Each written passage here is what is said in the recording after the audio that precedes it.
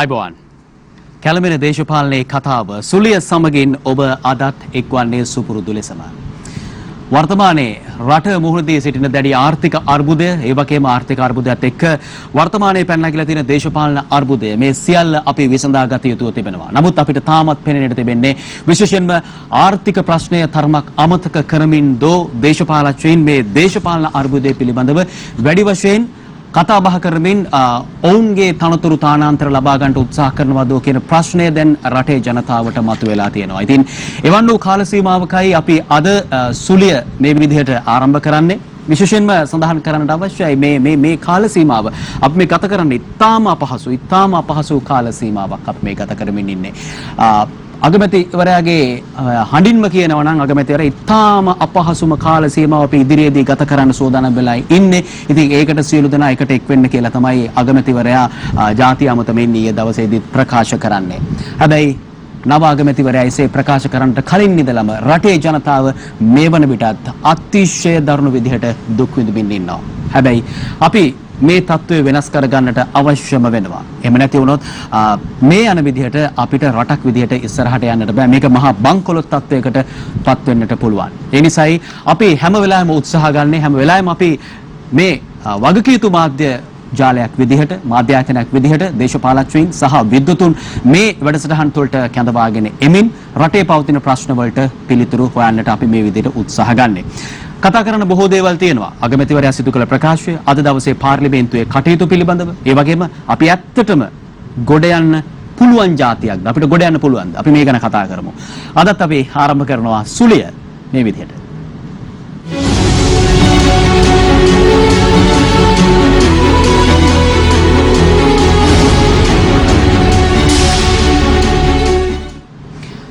කවුරු කොහොම මොනවා කිව්වත් අපිට තියෙන ලොකුම ප්‍රශ්නය තමයි දැන් සල්ලි.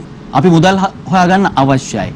සල්ලිත් කොටස් දෙකක් තියෙනවා. මුදල් කොටස් දෙකක් අපිට අවශ්‍ය වෙලා තියෙනවා. අපිට ඩොලර් අත්‍යවශ්‍ය වී තිබෙනවා. ඒ වගේම තමයි අපිට රුපියල් අත්‍යවශ්‍ය වී තිබෙනවා. එවන් මොහොතක ඇත්තටම රට බහර දිය යුත්තේ කාටද? එහෙමනම් ආර්ථික වශයෙන් කොහොම හරි රට ගොඩ දාන්න පුළුවන් පිරිසක් හොයලා ඒ වගේ කෙනෙක්ට නායකත්වය ලබා දීලා ඒ හරහා තමයි අපිට රට ගොඩ දාන්න පුළුවන් කියන කතාව. මේක මම කියන දෙයක් නෙමෙයි. ආර්ථික විශේෂඥයින්, විශ්ලේෂකයින්, ඒ වගේම විදේශීය රටවල් පවා ඒ විතරක් නෙමෙයි අපේ රටේ සාමාන්‍ය ජනතාව පවා එය ප්‍රකාශ කරනවා. ඉතින් ඒ නිසා ආර්ථිකයේ නිසිලෙස හැසිරවීමේ හැකියාවක් ඇති කළ පුරුද්දක් ඇති තවත් සුවිශේෂී දේශපාලකයෙකුට අපි අද ආරාධනා කළා සුලිය සමග එකතු වෙන්නට. ඔහු ඊටම සාර්ථක ව්‍යවසායකයෙක්, ඒ වගේම ආර්ථික විශ්ලේෂකයෙක්, අර්ථ ශාස්ත්‍රඥයෙක්. හැබැයි ප්‍රශ්නේ තියෙන්නේ එතුමා දේශපාලනයට ප්‍රවිෂ්ඨ වුණත් ඔහුට සුදුසු ඒ වටපිටාව නිර්මාණය වුණාද කියලා මේ දේශපාලන කාල සීමාව තුළ. අපි කතා කරමු. ඔහුගෙන් බොහෝ දේවල් අපි දැනගමු විවෘතව. බොහොම ගෞරවයෙන් යුක්තව ආරාධනා කරනවා. පිළිගන්නවාද වැඩසටහනට සමගි ජන බලවේග පාර්ලිමේන්තු මන්ත්‍රී ආචාර්ය හර්ෂ ද සිල්වා මහතා. අයබෝන්. අයබෝන්. අද දවසේ බොහෝ දෙනෙක් විමසන ප්‍රශ්නයක් තිබෙනවා. බොහෝ දෙනෙක් අපෙනුත් අහනවා. ඒ වගේම තමයි අපි සමාජ මාධ්‍ය තුල දකිනවා. ඒ වගේම ප්‍රසිද්ධ මාධ්‍යයත් අපි දකිනවා. ඒ තමයි ඇත්තටම ඇයි හර්ෂට තනතුරක් දෙන්නේ නැත්තේ? ඇයි හර්ෂ මන්ත්‍රීතුමාම ගෙනල්ලා ආර්ථිකය හසුරවන්න දෙන්න බැරි කියන ප්‍රශ්නේ ජනතාව අහනවා. මම මුලින්ම කැමති ඉස්සලාම අහන්න ඇයි ඇත්තටම හර්ෂට දෙන්නේ නැත්තේ මේක කරන්න කියන ඒ ජනතාවගේ ප්‍රශ්නෙට ඔබ පිළිතුරක් දුන්නොත් හොඳයි කියලා මට හිතෙනවා මුලින්ම. බොහොම ස්තුතියි. නෑ මෙහෙමයි අත්ත කතා කරනවා නම් මට ජනාධිපතිතුමාම කතා කරලා කැබිනට් එකට ඇවිල්ලා අමාත්‍යාංශයක් ගන්න කියලා කිව්වා. ආගමයිතුමාත් ඒ ඉල්ලීමම කරා. නමුත් මෙතන ලොකු ගැටලුවක් තියෙනවා. ඒ තමයි හර්ෂද සිල්වා කියන පුද්ගලයා රජයට එකතු වෙලා කැබිනට් අමාත්‍යවරයෙක් වෙන එක එකක්. හැබැයි හර්ෂද සිල්වා කියන පුද්ගලයා සමගි ජන බලවේගයේ නියෝජිතයෙක් හැටියට රජයේ පාර්ශවකාරයෙක් හැටියට එකතු වෙන එක තව එකක්. දැන් අපි තේරුම් ගන්න ඕනේ මෙතන මොකක්ද අපි විසඳන්න හදන ප්‍රශ්නේ. මෙතන විසඳන්න හදන ප්‍රශ්නේ තමයි මේ ආර්ථික ගැටලුවෙන් එළියට රට ගන්න නම් අපේ රට කෙරෙහි තියෙන විශ්වාසය සම්පූර්ණයෙන්ම බිඳ වැටිලා තියෙනවා. ඒ විශ්වාසය නැවත ගොඩනගන්න ඕන. හරි? එතකොට මේ විශ්වාසය ගොඩනැගීම සඳහා අත්‍යවශ්‍ය එක කාරණයක් තමයි දේශපාලන ස්ථාවරත්වය. එතකොට මේ දේශපාලන ස්ථාවරත්වය සහ ඒට තියෙන පිළිගැනීම මේ දෙක. හරි. එතකොට අපිට 113ක් තියෙනවා නම් කාට හරි කියන්න පුළුවන් මෙන්න ස්ථාවරයි. හැබැයි ඒකට තියෙන පිළිගැනීම අපි කියන ලෙජිටිමසි එක. හරි. ඒ පිළිගැනීම එන්නේ සියලු කණ්ඩායම් මේ අවස්ථාවේදී සම්බන්ධ වුණොත් පමණයි. හරිනේ. එතකොට මෙතන අවශ්‍ය දේ තමයි අර සියලු පක්ෂ එහෙමත් නැත්නම් බහුතරයක් පක්ෂ හරහා මේ ආණ්ඩුව නිර්මාණය කිරීම. ඔබතුමා කියන්නේ ඔබතුමන්ට ජනාධිපතිවරයා සහ අග්‍රාමාත්‍යවරයා ඉල්ලීමක් කරා මුදල් අමාත්‍යකම බාර ගන්නද මොකද ඇමති ධූරයක් බාරගෙන කටයුතු කරන්නේ. එතකොට දැන් ඒකට බාධාවක් වී තිබෙන්නේ එහෙමනම් ඔබ පක්ෂයක් නියෝජනය කරනවා. පැහැදිලිව පක්ෂයක් නියෝජනය කරන නිසාද ඔබට ඒට යන්නට බැරි ස්වාධීන පුද්ගලෙක් විදිහට හිටියනම් ඔබ යනවද එහෙම? නෑ. මෙතන තියෙන්නේ මං කෙලිම කියන ජනාධිපතිතුමාගේ අතේ මේක තියෙන්නේ. මොකද දැන් සමගි ජන බලවේගයේ හැටියට අපි තීරණයක් ගත්තා අපිට සර්වපාක්ෂික ආණ්ඩුවක් හදන්න හැකියාවක් තියෙනවා. හැබැයි ඒකට යම්කිසි කොන්දේසි ප්‍රමාණයක් තියෙනවා. ඒක කොන්දේසි කියනවට වඩා ඉල්ලීම් කිව්වොත් හරි ඒ ඉල්ලීම් ප්‍රමාණයක් තියෙනවා. ඒ ඉල්ලීම් වල හරය තමයි ජනතාව මේ ඉල්ලන දේ. මේ රටේ අරගල භූමිය ගැන විතරක් නෙමෙයි මම මේ කියන්නේ. සමස්ත ජනතාව කියන්නේ ගෝඨාභය රාජපක්ෂ ජනාධිපතිවරයා ඔබ ඉල්ලා අස්වෙන්න. හරි ඔබ මෙතනින් යන්න. ඒකට හේතුව තමයි ඔබ විසින් ගන්නාලද තීරණ නිසා මේ රටට වෙච්ච ඇබැද්දිය. මේ කොහොම තිබිච්ච රටක්ද මේක? අද අපි බංකොලොත් වෙලා අවුරුදු 50කට ආසියානු කලාපයේ කිසිම රටක් බංකොලොත් වෙලා නැහැ. අපේ රට තමයි බංකොලොත් වෙච්ච ප්‍රථම රට අවුරුදු 50කට. එතකොට මෙතනට මේ රට වැටුනේ කොහොමද? හරි. එතකොට ඒ නිසා ජනතාව විඳින දුක පීඩනය දැන් ඒක ආර්ථික ප්‍රශ්නකින් එහාට ගිහිල්ලා සමාජ දේශපාලන අර්බුදයක් බවට පරිවර්තනය වෙලා මිනිසුන්ට කන්න නැහැ යන්න මේ ගෑස් ටිකක් නැහැ බෙහෙත් නැහැ. හරි අන්තිම පල්ලෙහාටම වැටලා. ඊ අගමැතිතුමා කිව්වා ඔහු ජාති අමතා කරපු කතාවේ $1 මිලියනයක් හොයාගන්න බැරුණා කිව්වා බැංකුවලින්. $1 මිලියනයක්. තෙල් නැවක් බාන ඩොලර් මිලියන 40ක් 50ක් විතර වුණා. හරි එතකොට මේ අග්ගාදයටම ඇදලා දාලා තියෙන ඊට පස්සේ දැන් මිනිස්සුන්ට උද්ඝෝෂණය කරන කට්ටියට ගහලා හරි වද හිංසා කරලා ඊට පස්සේ ඒකට ප්‍රතිප්‍රහාර හැටියට ගෙවල් ගිනි තියලා මිනි මරලා හරි මේක ඊළඟට කොතනටද යන්නේ?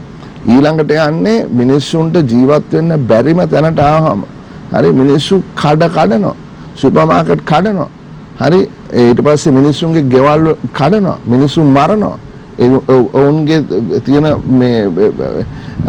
මේ කෑම හරි හොරකම් කරන්න උත්සාහ කරනවා. මොකද ඒක එතනට තමයි මේ යන්නේ. හොඳයි දැන් ඔබ එතකොට මම ඉවර කරන්න. එතකොට ඒ නිසා අපි කියපු දේ තමයි අපි 21 වෙනි ව්‍යවස්ථා සංශෝධනය ඉදිරිපත් කරලා ගැසට් කරලා තියෙනවා. ඒකේ තියෙන්නේ යම් කිසි මේ කාලපරාසයක් තුලදී මේ විධායක ජනාධිපති කියන ක්‍රමය අහෝසි කරන්න. හරි එතකොට ජනාධිපතිවරයෙක් ඉන්නවා. නමුත් ඔහු විධායක නොවන ජනාධිපතිවරයෙක් පාර්ලිමේන්තුව හරහා තෝරාපත් වෙන ජනාධිපතිවරයෙක්. එතකොට ඒ යම් කිසි දවසක මේ 21 පාර්ලිමේන්තුවේ 3/2කින් සම්මත වෙලා ඊට පස්සේ ජනමත විචාරණයක් ගත්තාන් පස්සේ ඒ ධූරය අහිමි වෙනවා. එතකොට ඒ ධූරය අහිමි වීමත් සමග ගෝඨාභය රාජපක්ෂ ජනාධිපතිවරයා හෝ කිසි ජනාධිපතිවරයෙක් අර විධායක ජනාධිපති ධූරයේ නැහැ. එතකොට ඉල්ලීම තමයි අපිට යම් කිසි කාලයක් මේකට ඉදිරිපත් කරන්න. මංගාව තියෙනවා ජනාධිපතිතුමාට අපේ නායකතුමා ලියපු ලියුමේ මේ තියෙන්නේ මේ නිශ්චිත අවම කාල රාමුවක් තුල ජනාධිපති ධූරය ඉවත් වීමට එකඟ වීම. ඊට පස්සේ 19 වෙනි ව්‍යවස්ථා සංශෝධනය ක්‍රියාත්මක කිරීම. අප විසින් ඉදිරිපත් කර ඇති 21 වෙනි ආණ්ඩුක්‍රම ව්‍යවස්ථා සංශෝධනය අවම කාලයක් තුල සියලු පක්ෂයක සහයෝගයෙන් ක්‍රියාත්මක කිරීම සහ මේ පාර්ලිමේන්තු මැතිවරණය පැවැත්වීම. එතකොට කරුණු හතරයි. එතකොට මේකේ කිසිම තැනක කියන්නේ නැහැ මේ හෙට යන්න කියලා. මේකේ කියන්නේ අපි කතා කරගමු කාලරාමුව. හරි? එතකොට මේ කාලරාමුවක් කතා කරන්න කියන ඉල්ලීම මං හිතන්නේ නෑ ඒක මේ මස්රාත්තලක් ඉල්ලනවා කියලා. මේක ඉතාමත්ම සාධාරණ ඉල්ලීමක්. හැබැයි මන්ත්‍රීතුමා උතන තියෙන ප්‍රශ්නය දැන් ජනතාව මේ වෙනකොට අතිශය දුකක් විඳිනවනේ. අතිශය දුකක් කියන අපිට ඒක නම් කරන්න පුළුවන්. මොකද අදත් මේ මොහොතේ ජනතාව පෝලිං වල උන්ට අවශ්‍ය ආහාර පානවත් මිලදී ගන්න නැහැ. ජනතාවට මන්ත්‍රීතුමා අවශ්‍ය වෙනවා කෙටි කාලීනව විසඳුම් ප්‍රමාණයක්. දැන් එතකොට ওই කෙටි කාලීන විසඳුම් ප්‍රමාණය ශනිකව ලබා ගැනීම සඳහා වන වැඩපිළිවෙලේදී ඔබතුමන්ලට ඉන්නවා මන්ත්‍රීවරුන් 50කට වැඩි සංඛ්‍යාවක් පාර්ලිමේන්තුව තුළ. ඇයි මේ කන්ඩිෂන්ස් අපිට මේ කොන්දේසි පිටුපස්සට දාලා ඔබලට ආණ්ඩුව අරගෙන එහෙමනම් ඉල්ලීමක් කරා ඔබතුමාලට ආරාධනයක් කරා කියන කතාව කියනවා ජනාධිපතිවරයා. හැබැයි ඒක බාර ගන්න නැතුව ඒක පස්සට යෑම තුල යම් කිසි පියවරක් ඔබතුමාලා පස්සට ආවා කියලා හිතෙන්නේ නැද්ද? නෑ මෙහෙමයි. සජිත් ප්‍රේමදාස නායක තුමා හිටපු තැන ඉඳලා සෑහෙන්න මැද්දට ඔහු ඇවිල්ලා ඉන්නේ. මොකද ඇත්ත වශයෙන්ම හෘද සාක්ෂියේ ගැටලුවක් තියෙනවා. මොකද අපි මේකට උදව් වෙන්න ඕනේ. අපි මේ වැඩේට අත ගහන්න ඕනේ. හරි අපි වග කියන විපක්ෂයක්. හරි එතකොට පුද්ගලිකව මටත් අපේ മന്ത്രി කණ්ඩායමටත් අපේ සියලු පාක්ෂිකයන්ටත් දේශපාලන පක්ෂ ભેදයකින් තොරව මේ අවස්ථාවට සම්බන්ධ විය යුතුයි කියන තැන තමයි අපි ඉන්නේ. හරි එතකොට අපි එතනින් පටන් ගන්න ඕනේ. එතකොට මේ ජනතාවගේ විශාල ඉල්ලීමක් තියෙනවා. හරි ඒක එතකොට අපිට ඒක පසකින් තියලා තමන්ගේ මේ කටයුත්තක් කරගන්න අපිට හැකියාවක් නැහැ. ඉතින් ඒ නිසා තමයි අපි කාලරාමුවක් කියන දෙයක් කතා කරේ. මාස 3ක්ද මාස 6ක්ද මාස 9ක්ද මාස 12ක්ද මාස 18ක්ද අපිට සාකච්ඡා කරන්න පුළුවන්. එතකොට මෙතනදී ජනාධිපතිතුමා තේරුම් ගන්න ඕනේ මම ඍජුවම කියන්න මේ ආර්ථික ප්‍රශ්නේ විසඳන්න බෑ දේශපාලන ප්‍රශ්නේ විසඳන්නේ නැතුව. මේ දෙක එකට ගැට ගැහිලා තියෙනවා. අර මම කියවනේ අපේ රට කෙරෙහි තියෙන විශ්වාසය සම්පූර්ණයෙන්ම බිඳ වැටිලා තියෙනවා. ඒකෝට අපිට මේ හෙට අනිද්දා ජීවත් වෙන්න ඊළඟ සුමාන 2 සුමාන 8 ජීවත් වෙන්න අපිට අපේ විදේශ මිත්‍රයන් සමග සාකච්ඡා කරලා අන්තර්ජාතික බහුජාතික ආයතන සමග කතා කරලා යම්කිසි අපිට මම කියන්න අකමැති ඉල්ල ගන්න වෙනවා. අපිට වෙන කරන්න දෙයක් නැහැ. එතකොට ඕන් කියන්නේ එහෙමනම් ඕගොල්ලෝ පෙන්වන්න පිළිගැනීමක් තියෙන රජයක් මෙතන තියනවා කියලා. හරි අපිට ඕගොල්ලොත් එක්ක එකඟ වෙන්නත් අර ලෙජිටිමසි එක තියෙන්න ඕනේ රජය. ඉතින් ඒක කරන්න පුළුවන් ජනාධිපතිවරයාට. අපි සූදානම්. අපි පස්ස ගහන්නේ නැහැ. මේකේ මොකද්ද සජිත් ප්‍රේමදාස මේ විපක්ෂ නායකවරයා අස්සම් කරලා තියෙන්නේ ඉහත කරුණු වලට අනුව කෙටි කාලීන රජයේ පිහිටුවීමේ රාමුව පිළිබඳව හෙට දවසේ නව රජයේ දියුණුවීම සීම සඳහා අවශ්‍ය කටයුතු සාකච්ඡා කිරීමට සූදානම් බව. නමුත් මන්ත්‍රීතුමා ඔතන ප්‍රශ්නයක් ආවෙම ඔබතුමන්ලා ටිකක් ප්‍රමාද වුණා. ප්‍රමාද වැඩි සමගි ජනබලවේගය ප්‍රමාද වැඩි වුණා කියන කාරණේ. එතකොට මට කවුරුත් නැති නිසා මම රනිල් වික්‍රමසිංහට එන්න කියලා අගමැතිකම දුන්නා කියන කාරණේ ජනාධිපතිවරයා කියන්නේ. අපි ජනාධිපතිවරයාගේ කාරණය කියන කතාව 100% පිළිගන්නව නෙවෙයි. නමුත් ඔය ලියුම යනකොටත් අපිට උදෑසන අපි ප්‍රවෘත්තිවලට ප්‍රකාශ කරනවා වික්‍රමසිංහ මහත්තයා මේ අදහවස අග්‍රාමාත්‍ය ධූරය බාර ගන්නවා කියලා. ඊට පස්සේ 12මාර එක විතර වෙනකොට තමයි සමගි ජනබලවේගයෙන් මේ නිවේදන එන්නේ. ඔබ විශ්වාස කරන්නේ නැද්ද ඔබතුමාලා ප්‍රමාදයි කියලා? නෑ මෙහෙමයි. ඒක මම කිසිසේත්ම බාර ගන්න සූදානම් නෑ. මොකද ඒකට හේතුව තමයි දැන් ජනාධිපතිතුමා සජිත් ප්‍රේමදාස මහතුමාට කෝල් එකක් දීලා මේක කිව්වේ එක්ක සෙනසුරාදා උදේ එහෙම නැත්නම් ඉරිදා උදේ. හරි මට මතක නැහැ. සත්‍යන්තයේ මොකද අපි ඊට පස්සේ වහාම අපේ කණ්ඩායම රැස් වුණා. ඊට පස්සේ සජිත් ප්‍රේමදාස මහතුමා කිව්වේ මම මගේ පාර්ලිමේන්තු කණ්ඩායම සමග සාකච්ඡා කරලා මම ඔබතුමාට පිළිතුරක් දෙන්න. මොකද අපි කණ්ඩායමක් කියනවනේ. ඊට පස්සේ සඳුදා තමයි මේ කලකෝලහල මදන සිද්ධ වුණේ. 9 නේ 9 වෙනිදා. ඔව්. සමුදානේ. ඊට පස්සේ අඟහරුවාදා රෑ 8ට විතර රංජිත් මද්දුම් බණ්ඩාර මහලේකම්තුමා, කබීර් හෂීම් හිටපු සභාපතිතුමා, එරාන් වික්‍රමරත්න මන්ත්‍රීතුමා සහ මම කියන 4 දෙනා අපි ජනාධිපතිතුමා සමග පැය දෙකකුත් විනාඩි 15ක විතර සාකච්ඡාවක් සිද්ධ කරා. ඔහුගේ කොටුවේ ජනාධිපති මන්දිරේ. ඒකට මේ රමේෂ් පතිරණ ඇමතිතුමාත් නාලක ගොඩහේව ඇමතිතුමාත් සම්බන්ධ වෙලා හිටියා. ඒ සාකච්ඡාවේදී අපි මේ මම කියපු දේවල් තමයි කතා කරේ. එතකොට ජනාධිපතිතුමා කිව්වා ඉතින් ඔබලාට හිතනවා නම් මට හෙටාස් වෙලා යන්න කියලා ඒක කරන්න බෑනේ කියලා කිව්වා. එතකොට අපි කිව්වා ජනාධිපතිතුමා ඒක අපි පිළිගන්නවා. අපි එහෙම දෙයක් කතා කරන්නේ නැහැ මෙතන. හරි. එතකොට ඒ සාකච්ඡාව සිද්ධ වුණා. ඊට පස්සේ දවසකට පස්සේ තමයි එතුමා ජාතිය අමතා කතාවක් කරේ. ඒ කතාවේදී එතුමා කිව්වා 19 ගේන්න එතුමා සූදානම් මේක තියෙන කතාවක්. ඊට පස්සේ මම විශ්වාස කරනවා ඔහු කිව්වා මේ ওই ජනාධිපති ක්‍රමය ගැනත් සාකච්ඡා කරන්න ඔහු බලාපොරොත්තු වෙනවා කියලා. ඒක තමයි මේකේ තියෙන්නේ. හරි. ලිපියේ අඩංගු කරුණු. ඔව් මේ ලිපියේ අඩංගු කරුණු. එතකොට අපි මොකද කරේ? ඊළඟ දවසේ අපි ඒ ජාති ඇමතීමේ කතාවට ප්‍රකාරව මේ ලියුම අපි ඔහුට ඉදිරිපත් කරා. මේකේ තියෙන්නේ මේ තියෙන්නේ ඔබතුමා ඊයේ ජාති අමතා කළ ප්‍රකාශයේ ඇති පරිදි කියලා තමයි අර ඉල්ලීම් 4 තියෙන්නේ. එතකොට ඒ ලියුම අපි මන්ත්‍රී කණ්ඩායම සමග සාකච්ඡා කරලා උදේ අපි දවල් ඒ ලියුම සකස් කරලා ඔහුට බාර දුන්නා.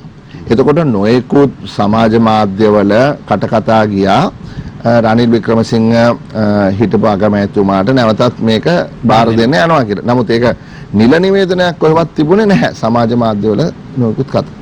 ඊට පස්සේ අපි මේක දුන්නාම ඒක දීලා ටික වෙලාවකින් රනිල් වික්‍රමසිංහ මැතිතුමාව ජනාධිපතිතුමා පත් කරා. හරි. එතකොට කිසිම කාල රාමුවක් ජනාධිපතිතුමා දීලා තිබුණෙත් නැහැ. එහෙම දෙන්න අවශ්‍යත් නැහැ. හරි. මොකද හැන්දෑවේ 4ට කලින් මේක දෙන්න ඕනේ කියලා එකක් නැහැ. හරි. අනිත් එක රනිල් වික්‍රමසිංහ හිටපු අග්‍රාමාත්‍යතුමාගේ മന്ത്രി කණ්ඩායම කියන්නේ ඔහු විතරයි. ඔහු තනියෙන් තීරණ ගන්න ඔහුට හැකියාවක් තියෙනවා. ඔබ කියන මේ කාරණෙත් එක්ක පැහැදිලි වෙන දෙයක් තියෙනවා. ජනාධිපතිවරයා ඔබලා සමග ඔබ කණ්ඩායම සමග ජන බලවේග සමගත් සාකච්ඡා කරලා පැය ගාණක් සාකච්ඡාත් කරලා යම්කිසි විශ්වාසයක් බලාපොරොත්තුවක් දීලා ඊට පස්සේ හදිසියෙම වෙනත් අගමැතිවරයෙක් පත් කරන්නේ රනිල් වික්‍රමසිංහ මහත්තයා අගමැති ධුරයට පත් කරන්නේ ජනාධිපතිවරයා කොලේ වැහුවද? වෙන යම් කාරණයක්ද කරන්න ඕනලා තියෙන්නේ එහෙමනම් ජනාධිපති? නෑ මම එහෙම චෝදනා කරන්න සූදානම් නෑ. නමුත් දැන් අපි දන්නේ නැහැ රනිල් වික්‍රමසිංහ අගමැතිතුමා කිසි ඉල්ලීමක් කරාද නැද්ද කියලා. දැන් අපි කරපු ඉල්ලීම් මේවා ලිඛිතව සඳහන් සහ මාධ්‍යට ආවා ඔය. මේවා අපි මාධ්‍යට දුන්නා. එතකොට එතුමා මේ අගමැති මේ ජනාධිපතිතුමාගේ ඉල්ලා අස්වීමක් පිළිබඳව හෝ 21 වෙනි වස්සා සංශෝධනය පිළිබඳව හෝ වෙන කිසිම දෙයක් සම්බන්ධයෙන් එකඟතාවයක් ආවද නැද්ද කියලා අපි දන්නේ නැහැ. මේක without condition කියන ඒ කියන්නේ කිසිම කොන්දේසියක් නැති පදනමක් යටතේ වූ ගියා කියලා හිතනවද? මම දන්නේ නැහැ. අපි දන්නේ නැහැනේ. අපි ලිඛිතව කිසි දෙයක් දැකලා නැහැ. ඒතකොට මම විශ්වාස කරන්නේ අපි වග කියන කණ්ඩායමක් හැටියට අපිට ඒ වගකීමක් තියෙනවා. බාරදූර වගකීමක් තියෙනවා. යම්කිසි වැඩකට අත ගහනවා නම් අපි මොකද්ද ඒ අත ගහන වැඩේ? කොතනද අපි මේක අරගෙන යන්නේ? අපි කොහොමද මේ රජය ගෙනියන්නේ කියන දේ සම්බන්ධයෙන් යම්කිසි එකඟතාවයක් තියෙන්න ඕන.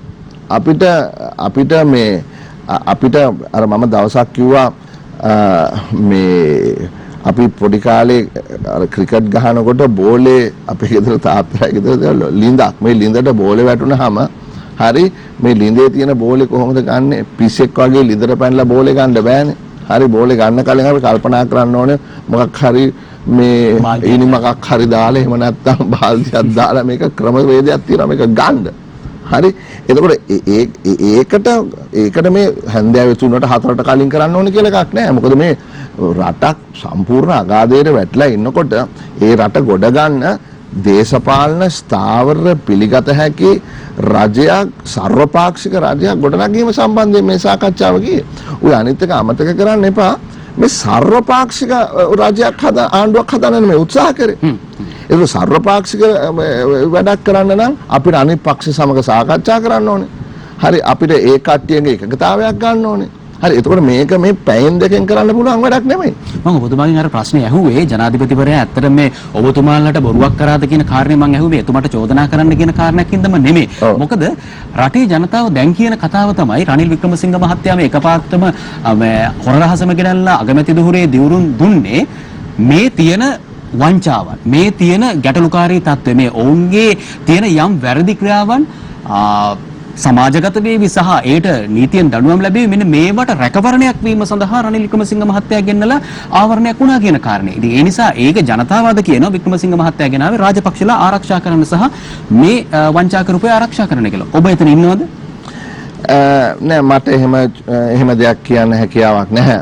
මොකද කෙනෙක්ට කට තියෙන පළියට නොයෙකුත් දේවල් කියන්න පුළුවන්. නමුත් අපි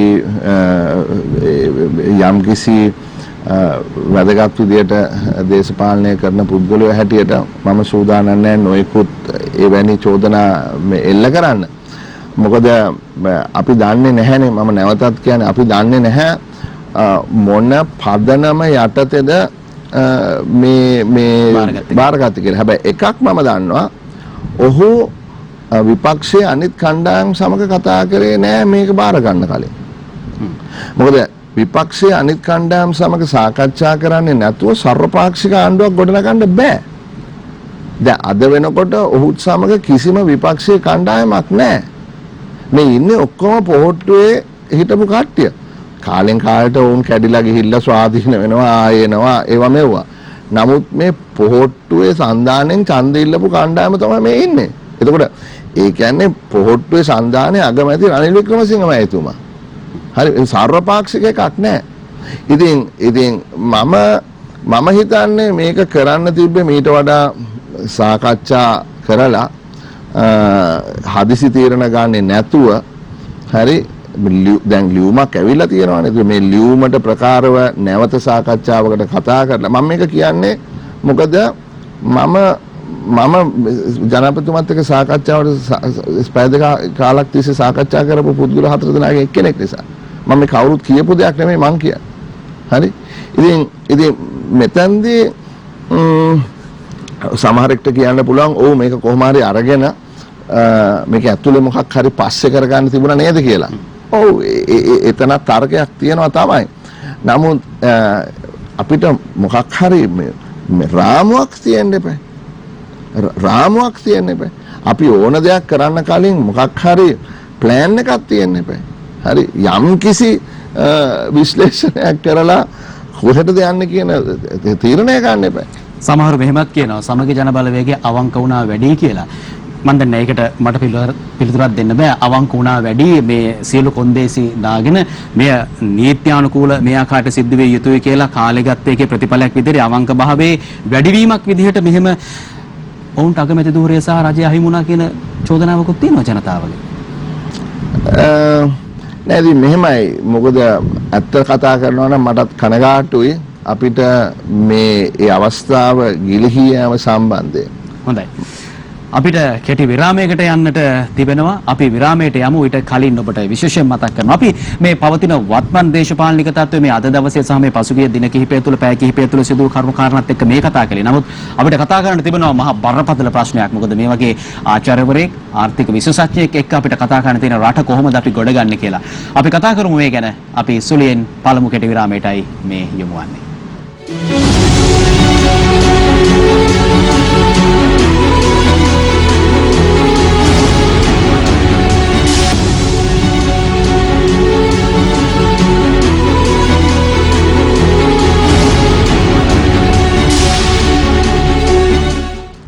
සමග ජනබලයක පාර්ලිමේන්තු මන්ත්‍රී ආචාර්ය හර්ෂද සිල්වා මහතා සමගයි අපි අද සුලියෙන් මේ සාකච්ඡාව මෙලෙස සිදු කරන්නේ.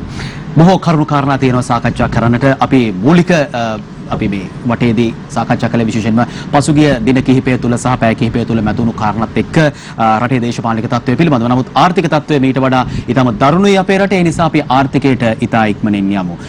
අපිට සිද්ධ වෙලා තියෙනවා මේ එක එක්කෙනා කියන දේවල් අපේ දේශපාලඥයෝ අධිපතිවරු කියන දේවල් අපිට අහගෙන ඉන්න. බැසිල් රාජපක්ෂ මහත්තයා ආර්ථිකය ගැන කිව්ව කාරණා අපි අහගෙන හිටියා. රටම අහගෙන හිටියා. කබ්‍රාල් මහත්තයා මහ බැංකුව අධිපතිවරයා කිව්ව කතා අපි අහගෙන හිටියා. අපිට ප්‍රශ්නයක් නැහැ. අපිට ප්‍රශ්නයක් තියෙනවා. නමුත් විසඳන්න පුළුවන්. එච්චර බය වෙන්න එපා කියන කාරණේ කිව්වා. ඊට පස්සේ දැන් අගමැති නව අගමැති රනිල් වික්‍රමසිංහ මහත්තයා ඊයේ කතාවක් කරනවා ජාතිය අමතලා. ඒ කතාවට ඇත්තටම රටම බය වුණා. අද සමාජ මාධ්‍ය ජාලා තුල ඒ වගේම ජනතාවගෙන් අහනකොට ජනතාව කියනවා මේ කතාවට ඇත්තටම ජනතාව තරමක් බය වෙලා ඉන්නේ. ආචාර්යතුමනි ඔබතුමාගෙන් දැනගන්න කැමතියි. දැන් එක එක අය එක එක කාලෙට එක එක කතා කියනවා. දැන් අගමැතිවරයාගේ ඊයේ කතාවට බය වුණා. කලින් කිව්ව කතාව වලට පොඩ්ඩක් සුරංගනා කතා වගේ කියලා පොඩි මිනිස්සු එච්චර බය වීමක් උනේත් නැහැ. මට ඇත්තටම කියන්න රට හමුවේ ඔබ කියන්න වර්තමානයේ මේ මොහොත වන විට රටේ ආර්ථික තත්ත්වය කොහොමද? අගමැතිතුමා ඊයේ කියපු කතාව සම්පූර්ණ සත්‍ය. ඒ කියන්නේ එදා දවසේ $1 මිලියනයක් කිසිම බැංකුවකින් හොයාගන්න බැරි වුණා. හරි. එදා මම හිතන්නේ වෙසක් පොය දවසේට කලින් දවසේ. හරි. $5 මිලියන නෑ මේ ඒ තෙල් මේ වාගයකට ගෑස් වාගයකට ගෙවන්න. ඉතින් එහෙම කොහොමද රටක් කරන්නේ? හරි. එතකොට අපිට දැන් පෙට්‍රෝල් නැහැ. හරි. දැන් අර එලර්ට් එකක් ආවා මේ පෙට්‍රෝලියම් කෝපරේෂන් එකෙන් පොලිමේ ඉන්න එපා කියලා. පෙට්‍රෝල් නැහැ කියලා. හරි. ඒතර ගෑස් වාගයක් බෑවයි කියලා කිව්වද? කොහොමද එදා වේල කොහොමද රටක් කරන්නේ? හරි. එතකොට දැන් මේ රුපියල් පිළිබඳත් ගැටලුවක් තියෙනවා. පඩි ගෙවන්න සල්ලි නැහැ කියලා කිව්වා.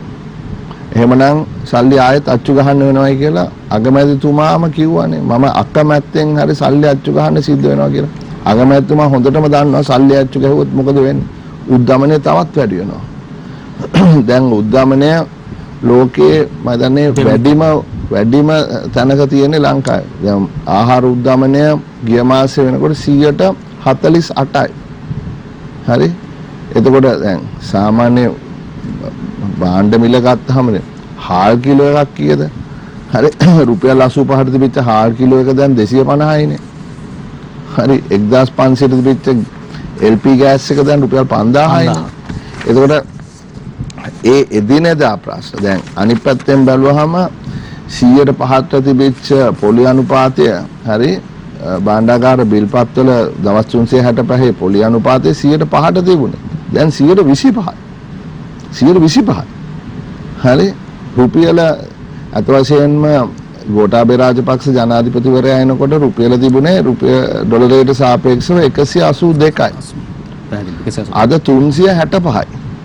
ඒ කියන්නේ 100%ක් මේක අප්‍රමාණ වෙලා. එතකොට සියලුම දේ මිල 100%කින් 150කින් ඉහළ ගිහිල්ලා. එතකොට ගැටලුව අති භයානකයි. දැන් හෙට ඉතාමත්ම වැදගත් දවසක්. මොකද දන්නවද? හෙට අපිට ගෙවන්න තියෙනවා ඩොලර් මිලියන ගානක මේ පොලියක්. ඒ මොකද අපිට කලින් ගෙවා ගන්න බැරි වුණා. එතකොට කිව්වා අපි ගෙවන්නේ නැහැ, අපිට ගෙවන්න බෑ. එතකොට නීතිය තමයි දවස් 30ක කාලයක් දෙනවා මේක කොහොම හරි ගෙවා ගන්න. ඒ දවස් 30 කාලේ හෙට 18. හෙට තමයි අවසාන දවස. එතකොට හෙට අපි ගෙවන්න බැරි වුණොත් අපි කියනවාද debt will accelerate. ඒ කියන්නේ hard default එක හෙට. එතකොට අපිට $1 බිලියන 51ක 52ක විතර ණය තියෙනවා. විදේශීය ණය ඩොලර් බිලියන 52ක්. ඔව් විදේශී ණය ඩොලර් බිලියන 51ක් 52ක් විතර මේ ඔක්කොම ණය තියෙනවා. දැන් එතකොට ඒ වයින් සමහර ණය තියෙනවා ඒ කියන්නේ සීනියර් ක්‍රෙඩිටර්ස් ඒ කියන්නේ මේ එක්සත් ජාතීන්ගේ සංවිධානවලට අයිති ආයතන වලට දෙන ණය. ඒ කියන්නේ ලෝක බැංකුව, ආසියානු සංවර්ධන බැංකුව, ජාත්‍යන්තර මූලාධාර මුදල වගේ ඒවා. ඊට පස්සේ අපිට තියෙනවා ද්විපාර්ශ්වික ණය. ද්විපාර්ශ්වික ණය. ඒ කියන්නේ ජපානයට, චීනට, ඉන්දියාවට වාගේ. sovereign bonds. ඊට පස්සේ තියෙනවා අපි කියනවා ප්‍රයිවට් ක්‍රෙඩිට්, පුද්ගලික ණය. ඒ තමයි ඔය sovereign bond කියන ඒවා. ISB, international sovereign bond, ජාත්‍යන්තර ස්වෛරීත්ව බැඳුම් කර. ඒවා තියෙනවා. ඊට පස්සේ දැන් ඔය ශ්‍රී ලංකන් එයාර්ලයින්ස් එක ගත්ත ණය තියෙනවා. ඊට පස්සේ මාර්ගාධිකාරී RDA එක ගත්ත ණය තියෙනවා. ඊළඟට වෝටර් බෝඩ් එක ගත්ත ණය තියෙනවා. පෙට්‍රෝලියම් එක ගත්ත ණය තියෙනවා. ඉලෙක්ට්‍රිසිටි කම්පැනි CEB එක ගත්ත ණය තියෙනවා. ඉතින් මේ ඔක්කොම ගත්තාම විදේශ ණය ඩොලර් බිලියන 51ක් 51 විතර තියෙනවා. දැන් හෙට වැදගත් වෙන්නේ හෙට ක්‍රොස් ඩිෆෝල්ට් කියන මේ ට්‍රිගර් වෙන ක්‍රොස් ඩිෆෝල්ට් කියන මේ ඒක ට්‍රිගර් වෙනවා. ඒ කියන්නේ දැන් උදාහරණයක් හැටියට ශ්‍රී ලංකන් එයාර්ලයින්ස් එකට තියෙනවා ඩොලර් මිලියන 175ක ණයක්. හරිනේ? එතකොට දැන් ඒකට ක්‍රොස් ඩිෆෝල්ට් ක්ලෝස් එකක් තියෙනවා වෙන ණය සමග. එතකොට දැන් මම ISB එකක් ඩිෆෝල්ට් කරොත් හෙට මේක නිකන් අර අපි කියන්නේ ඩොමිනෝ වාගේ එක පිට එක මේ ඔක්කොම වැටෙනවා. වැටිලා එකක් වැටුනහම හෙට තමයි මේක වෙන්නේ ටක් ගාලා අනිත් ඒවා වැටෙනවා. එතකොට දැන් අපිට ඩොලර් මිලියන 175 උදාහරණයක් හැටියට ගෙවන්න තියෙන අවුරුදු 5කින් නම් මේක වෙච්ච ගමන් ඒක හෙට ගෙවන්න සිද්ධ වෙනවා. එතකොට අපිට දැන් අපි මෙච්චර කල් කිව්වනේ මේ අවුරුද්දේ දැන් මේ මහ බැංකුවෙන් දීපු මේ ડોකියුමන්ට් එකක් මං ගාව තියෙනවා මේ ඒගොල්ලෝ හදපු එක. දැන් ඒකේ තියෙනවා මේ දැන් මේ අද ඉඳලා දෙසැම්බර් මාසෙ වෙනකන් ගෙවන්න තියෙනවා ණය ඩොලර් බිලියන 5.4ක්. ඒකෙන් දැන් ඔය අපි ඩෙට් සස්පෙන්ඩ් කරානේ. ඒ කියන්නේ අපි කිව්වනේ අපි ඉස්සරහට අපිට ගෙවන්න දාගත්තා. ඔය අපි පෝස්ට්පෝන් කරානේ. එතන තියෙනවා ඩොලර් බිලියන 2.4ක්. හැබැයි ඒත් ගෙවන්න තියෙන ණය තියෙනවා ඩොලර් බිලියන 3ක්. කොහොමද මේ සස්පෙන්ෂන් එකෙන් පස්සෙත්? මොකද ඒව සස්පෙන්ඩ් කරලා නැහැ. ඒ කියන්නේ ගත්ත ස්වොප් ඔය කබ්‍රාල් ගත්තනේ හැම තැනම ස්වොප් ගෙවන්න තියෙනවා. පිට රටවල් වලට ස්වොප් ගෙවන්න තියෙනවා. අපේ බැංකු වලින් ගත්ත ඩොලර් රුපී ස්වොප් තියෙනවා. හරි ACU payment, IMF payment, multilateral payment, SLDB payment මහ ගොඩක් තියෙනවා. දැන් වෙන්නේ මට හරියටම ගානවා මම දන්නේ නැහැ මොකද මට ඒ දත්ත නැහැ. නමුත් අවම වශයෙන් ඩොලර් බිලියන 15ක් 20ක් විතර ප්‍රමාණයක් ඊටත් වඩා වැඩි වෙයි. හෙට රෑ වෙනකොට ඩිව් වෙනවා. ඩොලර් බිලියන 15ක තරම් ප්‍රමාණයක් හෙට. ඔව්. ඒ කියන්නේ මේක ඩිෆෝල්ට් වුණාම ක්‍රොස් ඩිෆෝල්ට් එනවනේ. අනිත් ඒවාත් ඔක්කොම පිට වැටෙනවා. එක පිට එක මේක වැටෙනවා. මොකද මේ එකකට එකක් සම්බන්ධයි. ඒතකොට දැන් උදාහරණයක් හැටියට ශ්‍රී ලංකන් එයාර්ලයින්ස් එකට තියෙන ඩොලර් මිලියන 175ට ක්‍රොස් ඩිෆෝල්ට් එකක් තියෙනවා ISB එකක් එක්ක. එක ISB එකක් ඩිෆෝල්ට් වුණොත් ඔක්කොම ISB ඩිෆෝල්ට් වෙනවා. ඔබට තොරතුරු තියෙනවද මේ මොන කුමන දෙයක් සඳහා ගත්ත ණයකටද මේ විදිහේ අපි ගෙවීමක් කරන්න තියෙන්නේ දැනට? නෑ මේ ISB පේමන්ට් එකක් තියෙන්නේ ISB කූපන් එකක් තියෙන්නේ ගෙවන්න. හරි එතකොට මේ දැන් ඒකනේ මෙතන තියෙන ඩේන්ජර් එක. මොකද මේක පද්ධතිය. මේක එකකට එකක් ගැට ගහලා තියෙනවා. ඔව් එතකොට එකක් වැටුනොත් අනිත් ඒවා වැටෙනවා. අපි කොහොමද මිලියන 5ක්වත් ඩොලර් මිලියන 5ක්වත් නැතිව අතේ ඉන්නකොට හෙට අපිට බිලියන් 15ක මුදලක් අපි ගෙවන්නේ? ඒක තමයි මේ රටේ මිනිස්සු මේක දන්නේ නැහනේ. ඒක තමයි මම කාලයක් තිස්සේ කිව්වේ. හරි මේක මේ අපිට හිනහා වුණාට සමච්චල් කරාට ටීවී එකේ ඇවිල්ලා කිව්වට කිසි ප්‍රශ්නයක් නැහැ. මේක අපිට දන්නවා කරන්න මේවා නිකන් කජුවට කොස්සට වාගේ අපිට හෝම් ග්‍රෝන් සොලියුෂන් ඇති කේමල් හෝම් ග්‍රෝන් සොලියුෂන් තිබුණේ නැහැ මුලින් ඉඳලම. මුලින් ඉඳලම කරේ මිනිසුන්ව මුලා කරා. හරි මිනිසුන්ව නොමගෑරියා. ජනාධිපතිතුමා ගත්තේ අමනෝන්‍ය තීරණ. ජනාධිපතිතුමා කියපු දේවල් ඇහුවේ නැහැ. උද්දච්ච කමට හිටියා. එතුමාට අවවාද කරේ කවුද කියලා මන් දන්නේ නැහැ. නමුත් එතුමා කරපු දේවල් නිසා තමයි රට මේ තත්ත්වයට ආන්නේ. හෙට වෙනකොට ඩොලර් බිලියන අවම වශයෙන් 15ක් ඩිව් වෙනවා. බිලියන. හෙට දවස් ඉවර වෙනකොට. ඉතින් කොයි ලෝකෙන්ද ගෙවන්නේ? අපි මේ මුදල් ප්‍රමාණය ගෙව්වේ නැත්නම් ආචාර්යතුමා මොන වගේ තත්වයකටද අපි වැටෙන්නේ? මොකක්ද එතනින් එහාට අපිට සිද්ධ වෙන්නේ? නැති ඒක තමයි කියන්නේ. අපි බංකොලොත්. අපි බංකොලොත්. හරි එතකොට අපිට LC එකක් අරගන්න බෑ. අපිට LC එකක් අරින්න බෑනේ. දැන් අර මම දන්න මේ වෛද්‍යවරු කිහිප දෙනෙක්ම මට එවලා දිනනවා මේ WhatsApp උදව් කරන්න කියලා. ඒගොල්ලන්ට මේ කැන්සර් ඩ්‍රග් නැහැ. ඒගොල්ලන්ට අර පිස්සු බලු රෝගේ තියෙන රේබීස් ඉන්ජෙක්ෂන් එක නැහැ. ඒවට කිසිම වෙන විකල්පයක් නැහැ. මම හොඳට කියන්නම් අපි මේක මගේ දරුවෙක් වගේ නිසා මම ආණ්ඩුවේ හිටියප නැති වුණත් මමම තමයි තාමත් මේකට මැදිහත් වෙලා කරන්නේ 1990 සුවසරිය. පැහැදිලි. බෙහෙත් නැහැ. ඩීසල් නැහැ. හරි එතකොට දැන් මම මේ කියන්න හදන්නේ මොකද්ද? මේක මේ ප්‍රශ්නේ විසඳන එක ලේසි නැහැ. ජනාධිපතිතුමා තේරුම් ගන්න ඕනේ ඔබතුමා තාමත් යන්නේ වැරදි පාරේ. මම වගකීමෙන් කියන්නේ. ජනාධිපතිතුමා ඔබතුමා තාම යන්නේ වැරදි පාරේ. මේ පාරේ ගිහිල්ලා මේ ප්‍රශ්නේ විසඳන්න බෑ ජනාධිපතිතුමා. මම වගකීමෙන් කියන්නේ. මොකද මේක අපිට දෙකට කඩන්න බෑ. අපි ඉංග්‍රීසියෙන් කියන dichotomize. You cannot dichotomize this problem. It is integrated. මේක එකට බැඳිච්ච ප්‍රශ්නයක්. හරි එතකොට මේ අපිට තනියෙන් මේක මේ කරගෙන යන්න පුළුවන් පොහොට්ටුවේ മന്ത്രി කණ්ඩායමක් දාගෙන අපිට මේ කට්ටිය ඕනේ එහෙම බෑ.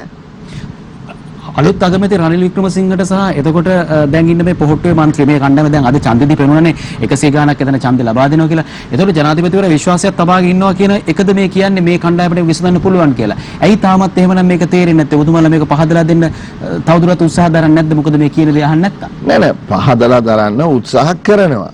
හරි මම මේක give up කරලා නෑ. මම මේක අතෑරලා නෑ. මේ සටන මං අතෑරලා නෑ. හරි මේක ජයග්‍රහණය කරන්න පුළුවන් මම අද මේ රටට කියන්නම් මේ සටන ජයග්‍රහණය කරන්න පුළුවන් සියලු පක්ෂ එකතු වුණොතින් පමණයි. එහෙම නැතුව අපිට මේ රට ගොඩ ගන්න බෑ. මේක තව වැටෙනවා. මට කරන්න පුළුවන් දෙයක් නෑ මේ සම්බන්ධයෙන්. මේක කරන්න පුළුවන් ජනාධිපතිතුමාට. මේක බලන් ඉන්නවා නම් කවුරු හරි ජනාධිපතිතුමාට කියන්න. හරි මොකද මේ දේශපාලන විසඳුමයි ආර්ථික විසඳුමයි එකට පැටලිලා තියෙන්නේ මේක. රනිල් වික්‍රමසිංහ කියන පුද්ගලයා පිළිබඳව මට දැඩි විශ්වාසයක් තියෙනවා. එතුමා බොහෝ දේ තේරෙනවා. එතුමාට ජාත්‍යන්තර සම්බන්ධතා තියෙනවා. එතුමා තමයි මාව දේශපාලනයට ගෙනාවේ. මට එතුමා කෙරෙහි ලොකු ගරුත්වයක් තියෙනවා. හරි. නමුත් එතුමාට තනියෙන් මේක කරන්න බෑ. එතුමත් ඒක දන්නවා. හරි. එතකොට මේ අපි ඉතිහාසයේ බැලුවොත් ඕන තරම් රටවල් තියෙනවා මේ වාගේ බංකොලොත් වුණාම ඩිෆෝල්ට් වෙලා ගෙවා ගන්න බැරි වුණාම ආණ්ඩු 1 2 3 මාරු වෙනවා. සතිය දෙකයි සමහර වෙලාවට දැන් මේ ආණ්ඩුවත් ගිය සතියේ තිබිච්ච එක නෙවෙයි අද තියෙන්නේ. වෙන අගමැතිවරයෙන්නේ. ඊට කලින් තිබිච්ච එක නෙවෙයි එදා තිබුණේ කැබිනට් මණ්ඩලය මාරු වෙලා මේ දැනටම මේ 3 නැත්නම් 4 නෙමෙයි යන්නේ. දැන් පාර්ලිමේන්තුවේ පැහැදිලි විකෘතිතාවයක් වගේනේ පේන්න තියෙන. විකෘති යන්නේ මේක. හරි ඒතකොට මේක ඉවර වෙන්නේ දැන් ඕනනම් තවත් මේක ඊළඟ එකත් මේ ආණ්ඩුවත් ඕනනම් තව සති කිහිපයකින් හරි මාස කිහිපයකින් වැටේ. හරි එතකොට තවත් පල්ලෙහාට වැටේ රට. ඒතකොට මේක ගොඩ ගන්න අවසානයේදී ගොඩ ගන්න වෙන්නේ සර්වපාක්ෂික වැඩපිළිවෙලක් කරා පමණයි. ඉතින් ඒක කලින් තේරුම් ගන්න එක වඩා හොඳයි. තව පස්සට යන්නේ නැතුව. ඇයි මේ තරම් බරපතල අවදානමක අපි ඇත්තටම අවදානම දෙන අපි ආඝාතයට වැටිලා තියෙන්නේ. මෙවන් තත්වයකට අපි වැටිලා තියෙද්දිත් තවදුරටත් රටේ නායකයට මේක තේරෙන්නේ නැතිනම් මේක දැන් ජනතාව මේ වෙනුවෙන් තමයි අරගල කරන්නේ. දැන් කණ්ඩායමක් අරගල කරනවා දින 40ක් තිස්සේ ඉඳලා. ඒතොර රට පුරාම උද්ඝෝෂණ වැඩ වර්ජන තියෙනවා. මෙවන් වූ පසුබිමක් තුලත් ඇයි මේ රටේ තියෙන ප්‍රශ්නේ හරියට මේ තේරුම් ගන්න නැත්තේ කියන ප්‍රශ්නේ මම හිතන්නේ මුළුමහත් ලෝකෙටම තියෙනවා. ඇයි මේක තේරුම් ගන්න බැරි එහෙම දේශපාලන දැන් ජනාධිපතිතුමා කිව්වනේ මේ එතුමාගේ අතින් යම් කිසි වැරදි තීරණ වගේක් ගනුණා කියලා. ඔව්. කිව්වනේ. මේකත් වැරදි තීරණයක්. මේ වැරදි තීරණ ජනාධිපතිතුමා අරන් තියෙන්නේ. ජනාධිපතිතුමා අරන් තියෙන තීරණය ඒ කියන්නේ මට අනිත් පක්ෂ සර්වපාක්ෂික නැතුව මට පුළුවන් පොහොට්ටුවේම කණ්ඩායම අද ඉන්න ඊයේ හිටපු කණ්ඩායම දාලා රනිල් වික්‍රමසිංහ අගමැතිවරයා හරහා මේක කරන්න බෑ. කරන්න බෑ. හරි? එහෙමනම් මේ ජනාධිපතිතුමාගේ තීරණය වෙනස් කරන්න ඕනේ. ඔබ කියන විදිහට හොඳයි. අපි ඊළඟට දැන් යෝජනා වලට එමු. දැන් වික්‍රමසිංහ මහත්තයාට විතරක් මේක තනියම කරන්න බෑ කියන එක පැහැදිලියි. මොකද ඒකට අවශ්‍ය සෙසු දරුමින් යුතු කණ්ඩායම අත්‍යවශ්‍ය වෙනවා. ඔබ යෝජනා කරන විදිහට සර්වපාක්ෂික ආණ්ඩුවකට දැන් මෙතන තව ප්‍රශ්නයක් තියෙනවා. ජනතා යුක්ත පෙරමුණ තාම සර්වපාක්ෂික ආණ්ඩුවක් සම්බන්ධයෙන් වන කතිකාවට මුල පුරන්නේ නැහැ. ඔවුන් කියන්නේ මේ සියලු දෙනා ජනාධිපතිවරයාත් ඉවත් විය යුතුයි, ශනික ඉවත් විය යුතුයි. එහෙම වුණොත් තමයි ඔවුන් සාකච්ඡාවට එන්නේ කියන කාරණේ. එවන් තත්ත්වයක් තුළ සර්වපාක්ෂික කියන කාරණේට අපිට යන්නට පුළුවන්ද මන්ත්‍රීතුමා? නෑ මෙහෙමයි. මමත් අනුර දිසානායක මන්ත්‍රීතුමත් එක්ක මේ සම්බන්ධයෙන් කිහිප වතාවක්ම සාකච්ඡා කරා. කවුරුත් දැඩි ස්ථාවරයක නෑ. හරි කාටත් ඕනේ මේ රට ගොඩ ගන්න. හරි ඒතකොට කාටත් පුළුවන් වෙන්න ඕනේ යම් කිසි ස්ථාවරයේ වෙනස් කිරීමක් කරගන්න. හරි එතකොට අපිට අවශ්‍ය වෙන්නේ නම්‍යශීලීත්වයක්. හරි එතකොට දැන් සමගි ජන බලවේගයේ හිටපු තැන නෙමෙයි දැන් ඉන්නේ. හරි නම්‍යශීලී වෙලා කියලා තියෙන්නේ දැන් මම කියවනේ කාල පරාසයක් ගැන සාකච්ඡා කරමු කියලා කියන්නේ. කාල පරාසයක් කියන එක දවසක් වෙන්න පුළුවන්, අවුරුද්දක් වෙන්න පුළුවන්, මාස 6ක් වෙන්න පුළුවන්. කාල පරාසය සාකච්ඡාවට විවෘතයි මේක. හරි එතකොට දැන් මම කියන්නේ මේකේ හැකියාවද දැනුමද වඩා එහා ගිය එකක් මේක. මම යම් කිසි දෙයක් දන්නවා නම් මං වගේම මටත් වඩා හොඳට මේ සම්බන්ධයෙන් දන්න පුද්ගලයෝ මේ රටේ ඉන්නවා. මම මහලුක්කෙන් නෙමෙයි. මම දන්නවා තමයි. නමුත් මම දන්න දේවල් තව බොහෝ දෙනා දන්නවා. හරි මට වඩා එක්ස්පීරියන්ස් තියෙන කට්ටියත් මේ රටේ ඕන තරම් ඉන්නවා. හරි මම කියලා මේ විශේෂ පුද්ගලයෙක් නෙමෙයි. හැබැයි මෙතන තියෙන ඒක නෙමෙයි ප්‍රශ්නේ. ප්‍රශ්නේ තියෙන්නේ මේ දේශපාලන එකමුතුව කොහොමද ගොඩනගන්නේ? දේශපාලන එකමුතුවක් ගොඩනගන්නේ නැතුව අපිට මේ දැවැන්ත දැන් මං කියවනේ හෙට වෙන්නේ මොකද්ද කියලා. මේකට මූණ දෙන්න බෑ. අපිට දේශපාලඥයින්ගෙන් තොරව දේශපාලඥයෝ ඉන්න අවශ්‍යයි. නමුත් දේශපාලඥයින්ගෙන් ඔලුට උඩින් බුද්ධි මණ්ඩලයක් අපිට පත් කරලා ආර්ථිකය වෙන්නට පුළුවන් අනිකුත් සියලු ක්ෂේත්‍ර සඳහා වන බුද්ධි මණ්ඩලයක් පත් කරලා ඒ හරහා පාලනය වන ක්‍රමවේදයක් අපිට සකස් කරගන්න බැරිද මන්ත්‍රීතුමා? බෑ. ඒක කරන්න බෑ. ඒක කරන්න බැරි මොකද ඒක කරන්න පුළුවන්. කරා කියලා ඇති වැඩක් නෑ. මොකද දැන් අවශ්‍ය කණ්ඩායම් පත් කරලානේ තියෙන්නේ. දැන් ආර්ථික මේ කළමනාකරණය සඳහා ඉන්ද්‍රජිත් කුමාරස්වාමී හරි අපි ඉතාමත්ම මේ රටේ නමක් තියෙන හිටපු මහ බැංකුව අධිපතිවරයා. ඊළඟට ශාන්ත දේවරාජන් ලෝක බැංකුවේ ප්‍රධාන ආර්ථික විශ්ලේෂකයා. හරි දැන් අර මේ ජෝන්ස් හොප්කින්ස් විශ්වවිද්‍යාලයේ මහාචාර්යවරු. ඊළඟට ශාමිනී කුරේ මැතිණිය IMF එකේ හිට ශ්‍රී ලාංකිකයෙක් හැටියට ඉහළින්ම හිටපු පුද්ගලයා. හරි ඔය තුන් දෙනා මේ දේ දන්නවා. හරි එතකොට මීට වඩා තව ආර්ථික විශේෂඥයෝ මේකට අවශ්‍ය නැහැ. ඊළඟට දැන් මුදල් අමාත්‍යාංශයට ගෙනල්ලා තියෙනවා මංගල ඇමතුමාත් එක්ක හිටපු අර දේශාල් ඩිමෙල් මහතුමා තරුණ මේ ආර්ථික විශේෂඥයා. ඊට පස්සේ මේ මුදල් අමාත්‍යාංශයේ වෘත්තීයවේදීන් ඉන්නවා. මහා බැංකුවේ ඉතාමත්ම දක්ෂ නිලධාරී කණ්ඩායමක් ඉන්නවා. ඉතාමත්ම දක්ෂ නිලධාරී කණ්ඩායමක් ඉන්නවා. ඒ කණ්ඩායමට මේ සියලු දේ තේරෙනවා. ඒතර මෙතන තියෙන්නේ දැනුම පිළිබඳ ගැටලුවක් නෙමෙයි.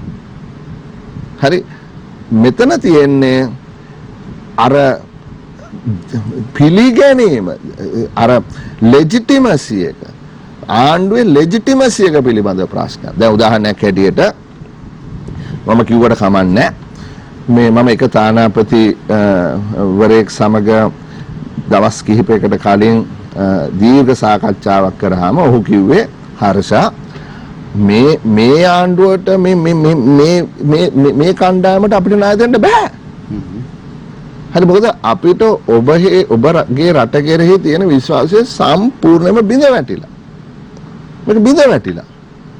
ඉතින් අපිට ඕගොල්ලන්ට උදව් කරන්න නම් ඕගොල්ලෝ එක්කෝ මේ සර්වපාක්ෂික මේ ආණ්ඩුවක් තියෙන්න ඕනේ. එහෙම නැත්නම් සියලු දේශපාලන පක්ෂ මේකට අත්සන් කරන්න ඕනේ. ඉතින් සියලු දේශපාලන පක්ෂ වලට ණය ගිවිසුමකට අත්සන් කරන්න බැහැනේ. දේශපාලන පක්ෂයක කොහොමද ණය ගිවිසුමක් අත්සන් කරන්නේ? ණය ගිවිසුමක් අත්සන් කරන්න නම් ඒකට නෛතික බලයක් තියෙන්න ඕනේ. නෛතික බලයක් තියෙන නම් ඒ ආණ්ඩුවේ පාර්ශවකාරයෙක් වෙන්න ඕනේ. මම මේ කියන්නේ 100%ක් අමුවෙන් තිත්ත ඇත්ත. හරි. එතකොට ඒක තමයි මම බැරිම තැන කිව්වේ. ඒක තමයි බැරිම තැන කිව්වේ. මං ඉදිරිපත් වෙන්නම්. මං ඉදිරිපත් වෙලා මුදල් කාරක සභාවේ සභාපතිකම මම ගන්නම්. ඔව් ඔව්. හරි අපි පස්සේ කතා කරමු. ඒ මම විකල්පයක් හැටියට කිව්වේ. නැතු පැනලා යන්න නෙමෙයි. හරි මොකද මගේ හෘද සාක්ෂියේ ගැටලුවක් මට තියෙනවා. ඔව් දැන් ඔබ සඳහන් කරන විදිහට ඔබ යම්කිසි වගකීමක් බාර ගන්න තැනට දැන් ඇවිල්ලා තියෙනවා. මම හිතන්නේ ඒක යම් ආකාරයක සතුටුදායක පුවතක්. මම ඒක ගැන අතරම කතා කරන්න සූදානම් වෙනවා ඉදිරියේදී. දැන් අපි වර්තමානයේ ගත්තොත් අජරතුමා අපිට කියන්න දැන් මොන වගේ තත්ත්වයක්ද අපි දන්නවා විදේශීය ණය අපිට තියෙනවා බිලියන 52ක පමණ. දේශීය වශයෙන් අපේ ණය විශාල ප්‍රමාණයක් තියෙනවා. මම හිතන්නේ ට්‍රිලියන 15කට එහා වගේ මුදලක් මම දන්නේ ඒක සම්පන්න කොච්චරද ගන්න කියන එක. අපි ඒ විදිහට ණය විදිහට ගත්තොත් අපි කොච්චර ණය කන්දකද අපි ඉන්නේ? නෑ මෙහෙමයි. ඔය ගණන් හිලව් කියලා වැඩක් නෑ. මිනිසුන්ට තේරෙන්නේ නෑනේ ට්‍රිලියනයක් කිව්වම මොකද ට්‍රිලියනයක් කියන්නේ? හරි 1000 බිලියන් බිලියනයක් කියන්නේ කීයද? 1000 මිලියන් මිලියනයක් කියන්නේ කීයද? හරි එතකොට දැන් මෙහෙමනේ දැන් අපිට මහා ණය කන්දක් තියෙනවා. හරි. දැන් අපි හිතමු අපේ ගෙදර අපිට ලැබෙනවා කියලා රුපියල් මාසෙකට රුපියල් අපි හිතමුකෝ දෙන්නම වැඩ කරලා රුපියල් ලක්ෂයක් හම්බ වෙනවා කියමු.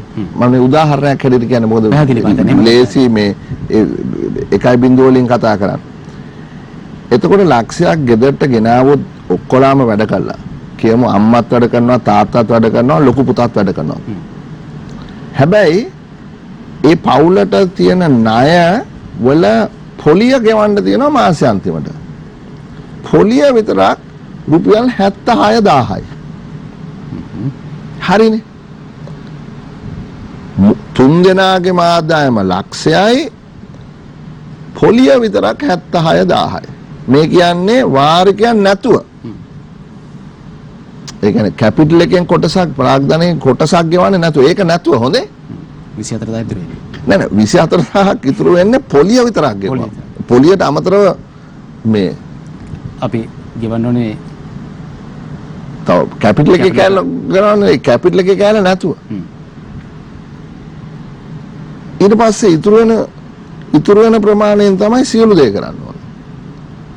දැන් අපි තව වෙන පැත්තකට ගත්තොත් එහෙම 80%ක් විතර දැන් ලක්ෂයක් ගත්තොත් අපිට 80000ක් විතර ඕනේ පඩි ගෙවන්නයි පෙන්ෂන් ගෙවන්නයි. 76000ක් ඕනේ පොලිය විතරක් ගෙවන්න. ඒක පඩියයි පෙන්ෂන් එකයි පොලියයි ගෙවුවාම 1,50,000 පයින්නවා. රින අතේ තියෙන්නේ ලක්ෂයයි. හරි මම නිකන් ඉතාමත්ම සරල උදාහරණයක් කිව්වේ. ඒ තව අනිත් ඒවා නැතුව. ඒ කියන්නේ අපි දෙන අධ්‍යාපනයට කරන අනිත් වියදම් පඩියට ඇරුණාම සෞඛ්‍යයට පඩියට ඇරුණාම කරන බෙහෙත් වලට කරන වියදම් දෛනික වියදම් ඇරුණාම හරි එතකොට දැන් අපි ණය අරගෙන මේක ණය ගොඩ ගැහිලා තියෙනවා. මොකද දැන් ඒ එක පැත්තකින් එතකොට දැන් විදේශ ණය තියෙනවා දේශීය ණය තියෙනවා. හරිද මේ විදේශ ණය කලින් ගැන මම කියවනේ මේ දේශීය ණය අරන් තියෙන්නේ බහුතරයක් ඔය මේ භාණ්ඩාගාර බිල්පත් බැඳුම් කර හරහා. හරි එතකොට ඒකේ වැඩි හරියක්ම තියෙන්නේ ඔබ වැනි මම දේශපාලනයට එන්න කලින් පුද්ගලිකාංශයේ වැඩ කරනකොට මගෙත් ඔබෙත් අර්ථසාධක අරමුදල. එතකොට මේ අර්ථසාධක අරමුදලේ 94ක් 93ක් විතර සම්පූර්ණයෙන්ම මුදල් තියෙන්නේ කොහෙද? ආණ්ඩුවට ණය දීලා. එතකොට අපි ජීවත් වෙන්නේ තව යම් කිසි කාලයක්ද අපේ රිටයර් වෙනකොට අපේ අතට ලැබෙන්න ඕනේ අර්ථසාධක අරමුදල. ඒ අර්ථසාධක අරමුදලට කොහේ සල්ලි ඒ සල්ලි ඔක්කොම ආණ්ඩුවට ණයට දීලා තියෙනවා. දැන් ආණ්ඩුවට ණය ගෙවා ගන්න බැරි තත්ත්වයක් තියෙනවා. බය වෙනවා නම් බය වෙන්න. මේ කියන්නේ ඇත්ත. හරි? එතකොට බැරලාක්කත් ආණ්ඩුවට ඒ ගත්ත ඒවා ගෙවා ගන්න බැරුණොත් මොකද වෙන්නේ? ඔයාගේ අර්ථසාධකයකෝ. ඔයා කොහොමද ජීවත් වෙන්නේ? හරි? එහෙමනම් මොකද කරන්නේ? එහෙමනම් කරගන්න බැරි නම් සල්ලි අච්චු ගහන්න වෙනවා. සල්ලි අච්චු ගහුවොත් මොකද වෙන්නේ? හැමදේම මිල ඉහළ යනවා, රුපියල කඩාගෙන වැටෙනවා. ඊටාම මම හිතන්නේ ඊටාම තීරණාත්මක තැනක සහ අපි ඉන්නේ භයානක තැනක. මම හිතන්නේ ඒක බය වෙන්න කාරණයක් තමයි. නමුත් බය වෙන්න කාරණයක් වුණත් මේ ඇත්තට අපි මුහුණ දෙන්න සිද්ධ වෙලා තියෙනවා. මොකද බොහෝ විට අපි දේශපාලකයන් කලේ ඇත්ත නෙමෙයි, කිව්වේ ඇත්ත නෙමෙයි, අපිට අයිසින් තව රුපු කේක්යක් තමයි පෙන්වුවේ. නමුත් මේක තමයි සත්‍ය කතාව. මේ ඇත්ත තත්ත්වයට අපි හැමෝම එකතු වෙලා මුහුණ දෙන්න ඕනේ. අපි මොනවද විසඳුම් කියලා හොයාගෙන යමු. මේ විසඳුම් වලට අපි කතා කරමු. විසඳුම් හොයමු. කෙටි විරාමයකට යන්නට දැන් අපි සූදානම්. ඉන්නතුරු යලිත් මේ සාකච්ඡාවෙන් අපි ඔබ හමු වෙනට සූදානම්.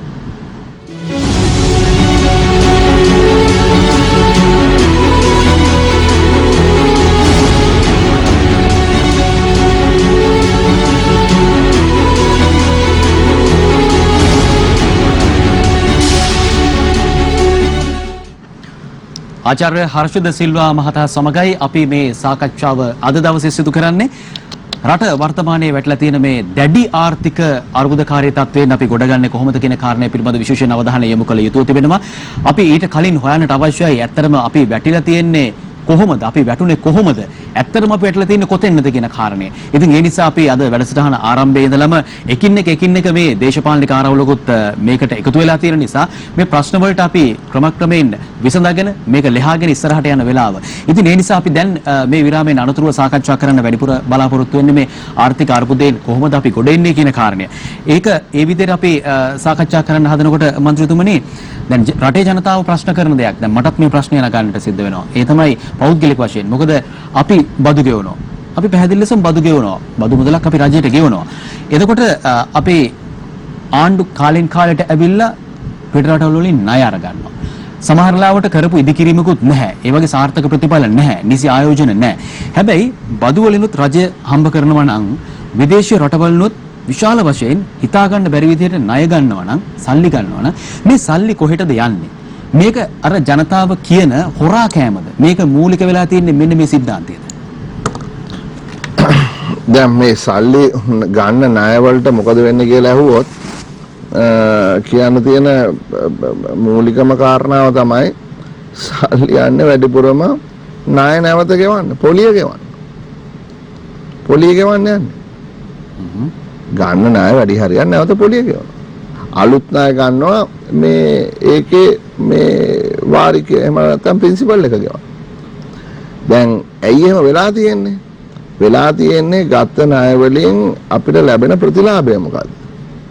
දැන් විදේශ ණය ගත්තොත් දැන් අත් වශයෙන්ම විශාල ලෙස මේ ණය ගන්න පටන් ගත්තේ 2007 2008 කියන කාලේ ඉඳලා. හරි? එතකොට තමයි නිවාඩ් කබ්‍රාල් පළවෙනි පාර ඩොලර් මිලියන 500ක ওই ස්වෛරීත්ව බැඳුම් කරයක් ගත්තේ 108.3 කාලේ පොලියට. ඔව් එදා පටන් ගත්ත මේ ජාත්‍යන්තර ස්වෛරීත්ව බැඳුම් කර හුටපටේ තමයි අද වෙනකොට මේ ඩොලර් බිලියන 15කට වැඩි වෙලා තියෙන්නේ. ඉතින් දැන් අපි ගාන හදලා බැලුවා 15 ඉඳලා 19 වෙනකන් ගත්ත සියලු ණය වලින් දේශීය සහ විදේශීය ණය වලින් මේ ගාන අහගන්න පුටුවෙන් වැටෙයිද දන්නේ නැහැ ඔයා 89% ගිහිල්ලා තියෙන්නේ පොලි ගෙවන්න ඊට කලින් ගත්ත ණයවල 89. ඔව් 2015 ඉඳලා 19 ගත්ත ණය වලින් 89% වියදම් වෙලා තියෙන්නේ කලින් ගත්ත ණයවල පොලි ගෙවන්න. දැන් තේරෙනවද ප්‍රශ්නේ? ඒතර ඒ වගේ ප්‍රතිලාභයක් ලැබෙලම නැද්ද ඔය? ඉතින් කොහෙද ලැබෙන්නේ? පොලි ගෙවලානේ වයින්. දැන් මේක වෙරිටේ මේ රිසර්ච් ආයතනයේ විසින් මාස 6කට විතර කලින් කරපු දීර්ඝ විශ්ලේෂණයක ප්‍රතිඵලයක් හැටියට පාර්ලිමේන්තුවේ සියලුම දෙනාට මේක දීලා තියෙනවා. මුදල් අමාත්‍යාංශයට මහ බැංකුවට මේක දීලා තියෙනවා. කිසි කෙනෙක් ඒක වැරදි කියලා කියලා නැහැ. හරි දැන් අපිට දැන් දත්ත නැහැ මේක මේ මෙතන මංගාව නැහැ. නමුත් ඒක තමයි ඒ ෆයින්ඩින් එක. ඇනාලිසිස් එක ඒක රිසර්ච් ෆයින්ඩින් එක. 2007 ඉඳලා 2008 කාලේ දක්වා ඒ කාලේ ඉඳලා නම් මේ විශාල වශයෙන්ම ණය ලබා ගැනීම සිද්ධ වෙලා තියෙන්නේ. එතකොට මේ හිටපු ඇමතිවරුන්ට හෝ මේ අධිපතිවරුන්ට මහ බැංකු අධිපතිවරුන්ට තේරුන්නේ නැද්ද මෙච්චර විශාල ණයක් ගන්නකොට 89%ක මේ මෙච්චර විශාල පොලියක් අපිට මෙච්චර මුදලක් අපිට ගෙවන්න සිද්ධ වෙනවා කියලා. ඒ අයට හිතුන්නේ නැද්ද මේ අපි ගන්න ණය ටික මෙච්චර ප්‍රශ්නයක් ඉස්සර අනාගතයේදී ශ්‍රී ලංකාවට වෙයි කියලා. ඕන් ලංකාවේ අය නෙමෙයිද එතකොට? නෑ ඉතින් ඒක තමයි තියෙන ගැටලුව. දැන් මේවයි මොනවද කරේ කියන එක බැලුවොත් හරි දැන් ඔය ජාත්‍යන්තර ස්වෛරී බැඳුම් කර හරහා මොනවද අපි පොලිය ගෙවුනාට ඇරුණාම හරි ඒ වයින් ඒ කරපු ආයෝජන වලින් මොකද්ද අපිට ලැබෙන ප්‍රතිලාභය? මොකද්ද ලැබෙන ප්‍රතිලාභය? ඒ කවුරුත් කතා කරන නෙළුම් කුළුණ ගන්නකො. හරි ඩොලර් මිලියන මං හිතන්නේ 120ක්ද කොහෙද වියදම් කරන්නේ නෙළුම් කුළුණකට. හරි ඒගොල්ලන්ගේ මේ පොහොට්ටුවේ ලාංඡනය දාගන්න. ඩොලර් මිලියන 104ක් කියන මට මේ අද මේ ඔබතුමා සාකච්ඡාවට නගුවම මේක ලැබිලා තියෙනවා. ඔව්. ඒ කලින් ගත්ත එකනේ. ඕකට තව එකතුත් කරානේ. හරි ඒතකොට ඩොලර් මිලියන 120ක ගාණක් තමයි ඔබ හරිය කියන්නේ. ඔව් ඒ වගේ ගාණක්. එතකොට මොකද්ද ඒකෙන් කරන්නේ? මොකද්ද කරන්නේ? සත්ත පහක ආදායමක් තියනවද? සමාන ඒකට මම පුංචි එකතු කිරීමක් කරන්න. මේ මට ලැබිලා තියෙන මේ WhatsApp පණිවිඩයකින් මොකද ඔබතුමා එනවා කියලා දැනගත්තට පස්සේ මේ විවිධ අය උතුරු ලබා දුන්නා. ඒකෙදි මේ නෙළුම් කුරුණ සරලව පැහැදිලි කර ගැනීම කියන කාරණේදී වුන් සඳහන් කරලා මේ මට උප WhatsApp පණිවිඩය තියෙනවා. ඒකේ සඳහන් කරන වියදම ඩොලර් මිලියන 104යි. තරු පහේ හෝටල් 6ක් හදන්න පුළුවන් කියලා කියනවා. සරල පැහැදිලි කර ගැනීම. අංග සම්පූර්ණ විශ්වවිද්‍යාල දෙකක් සිසුන් 10000ක සිසුන් ඉන්න විශ්වවිද්‍යාල දෙකක්වත් හදන්න පුළුවන්කම තිබිලා තියෙනවා. අපේ අයට ලක්ෂ 40 අවම වශයෙන් ලක්ෂ 40 පුංචි කාර් 5215ක් ගන්න පුළුවන් කියන කාරණේ. සුළං විදුලි බලාගාර 34ක් හදන්න පුළුවන්. බහුදින දිවර යාත්‍රා 3476ක් ගන්න පුළුවන් මුදලක් තමයි මේ වියදම් කරලා තියෙන්නේ කියලා මේ සරල පැහැදිලි කිරීමක් මේ ජනතාව එවන්නේ මේ. දැන් බලන්න දැන් ඕක මම දැක්කා සංසන්දනය කරලා තිබුණා 1990 සුවසැරියත් එක්ක. 1990 සුවසැරිය හදන්න අපිට ඉන්දියාවෙන් ලැබුණ ණයක් ගත්තේ නැහනේ. 7.5ක්වත් ණය නැහැ. සම්පූර්ණයෙන්ම ප්‍රධාන ඩොලර් මිලියන 24යි. ඩොලර් මිලියන 24යි. ඒ කියන්නේ ඕකෙන් කාලකටත් වඩා අඩුයි. හරි? ඒ කාලකටත් වඩා අඩුයි. අද වෙනකොට මේ ලක්ෂ 11කට වඩා පුද්ගලයෝ හදිසි අනුතුරු වලට අපි අරගෙන ගිහිල්ලා තියෙනවා. ජීවිත සෑහෙන ප්‍රමාණයක් අපි බේරගෙන තියෙනවා. කොවිඩ් වසංගතයේ මම හිතන ජනතාව බේරුණේම සුවසැරිය නිසා. නෑ ඒක තමයි මම කියන්නේ. මම මේ කම්පැරිසන් එකක් කරේ. හරි එතකොට ඕකේ ගිය ඔය වියදමෙන් කාලයි අපි වියදම් කරේ. කාලයි.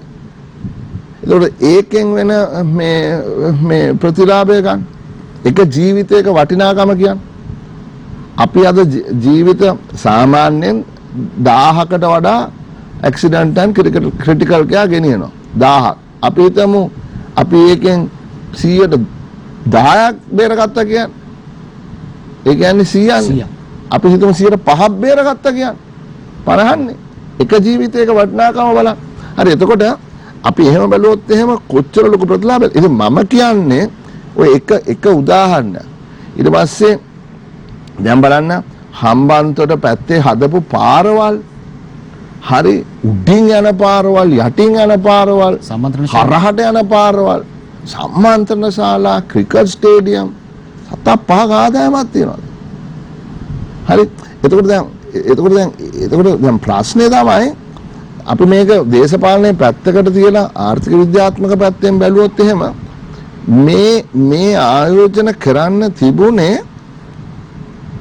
අපනයන කර්මාන්ත ගොඩනැගීම සඳහා.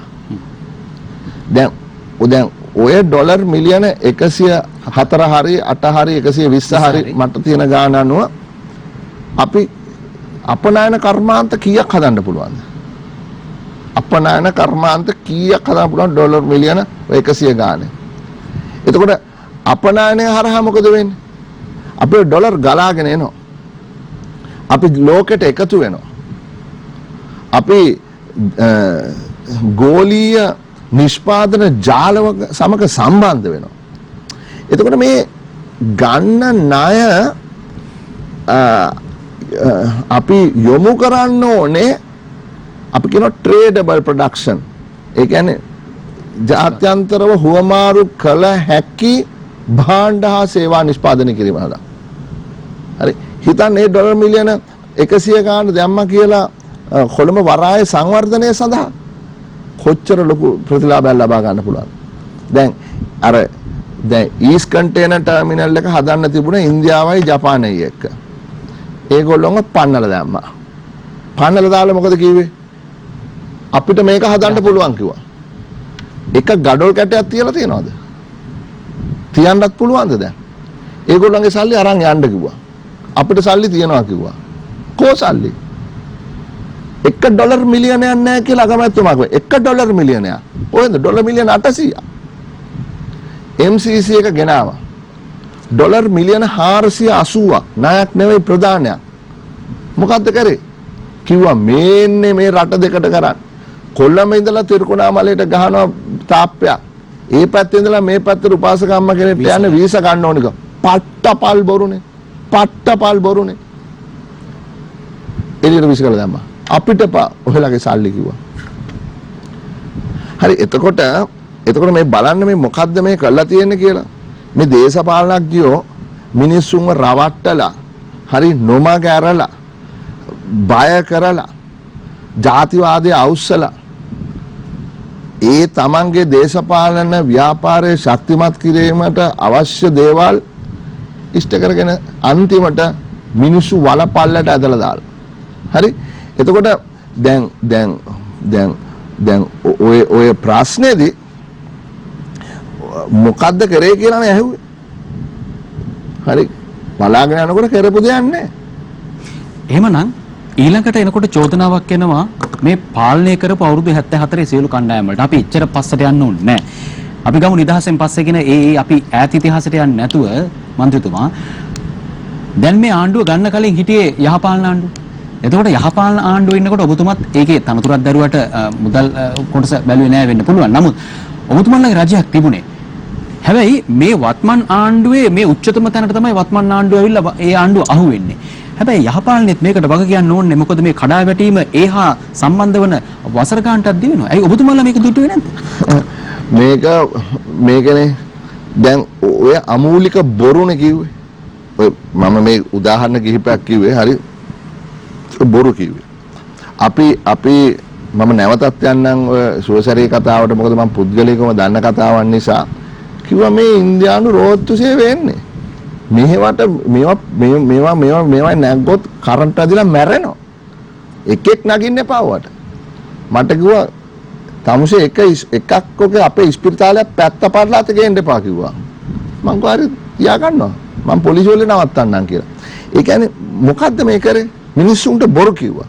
මෙච්චර සෑහෙන කාලයක් තිස්සේ බොරු යහපාලන ආණ්ඩුව කාලේ දැන් රටක් දුවන්න දැන් මේ ප්‍රශ්න වෙලා තියෙන අපිට ආදායමක් නැති එකනේ.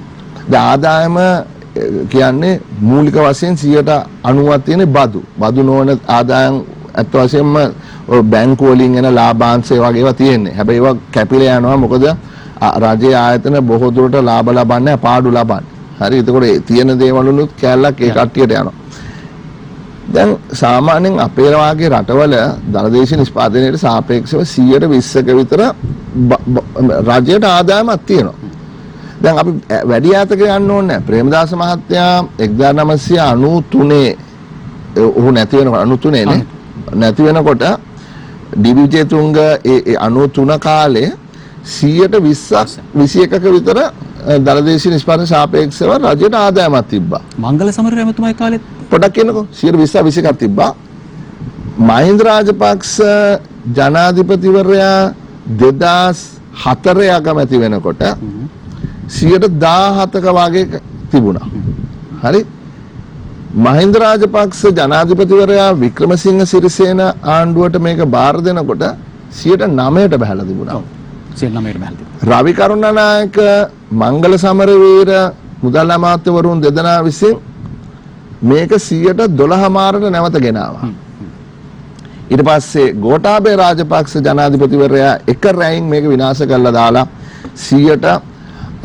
8ට ආයෙත් නැවත මේක බස්සලා තියෙනවා. ලෝකේ අඩුම මේ රජයේ ආදායම දලදේශීය නිෂ්පාදනයට සාපේක්ෂව බදු ආදායම ගත්තොත් 7.5%යි.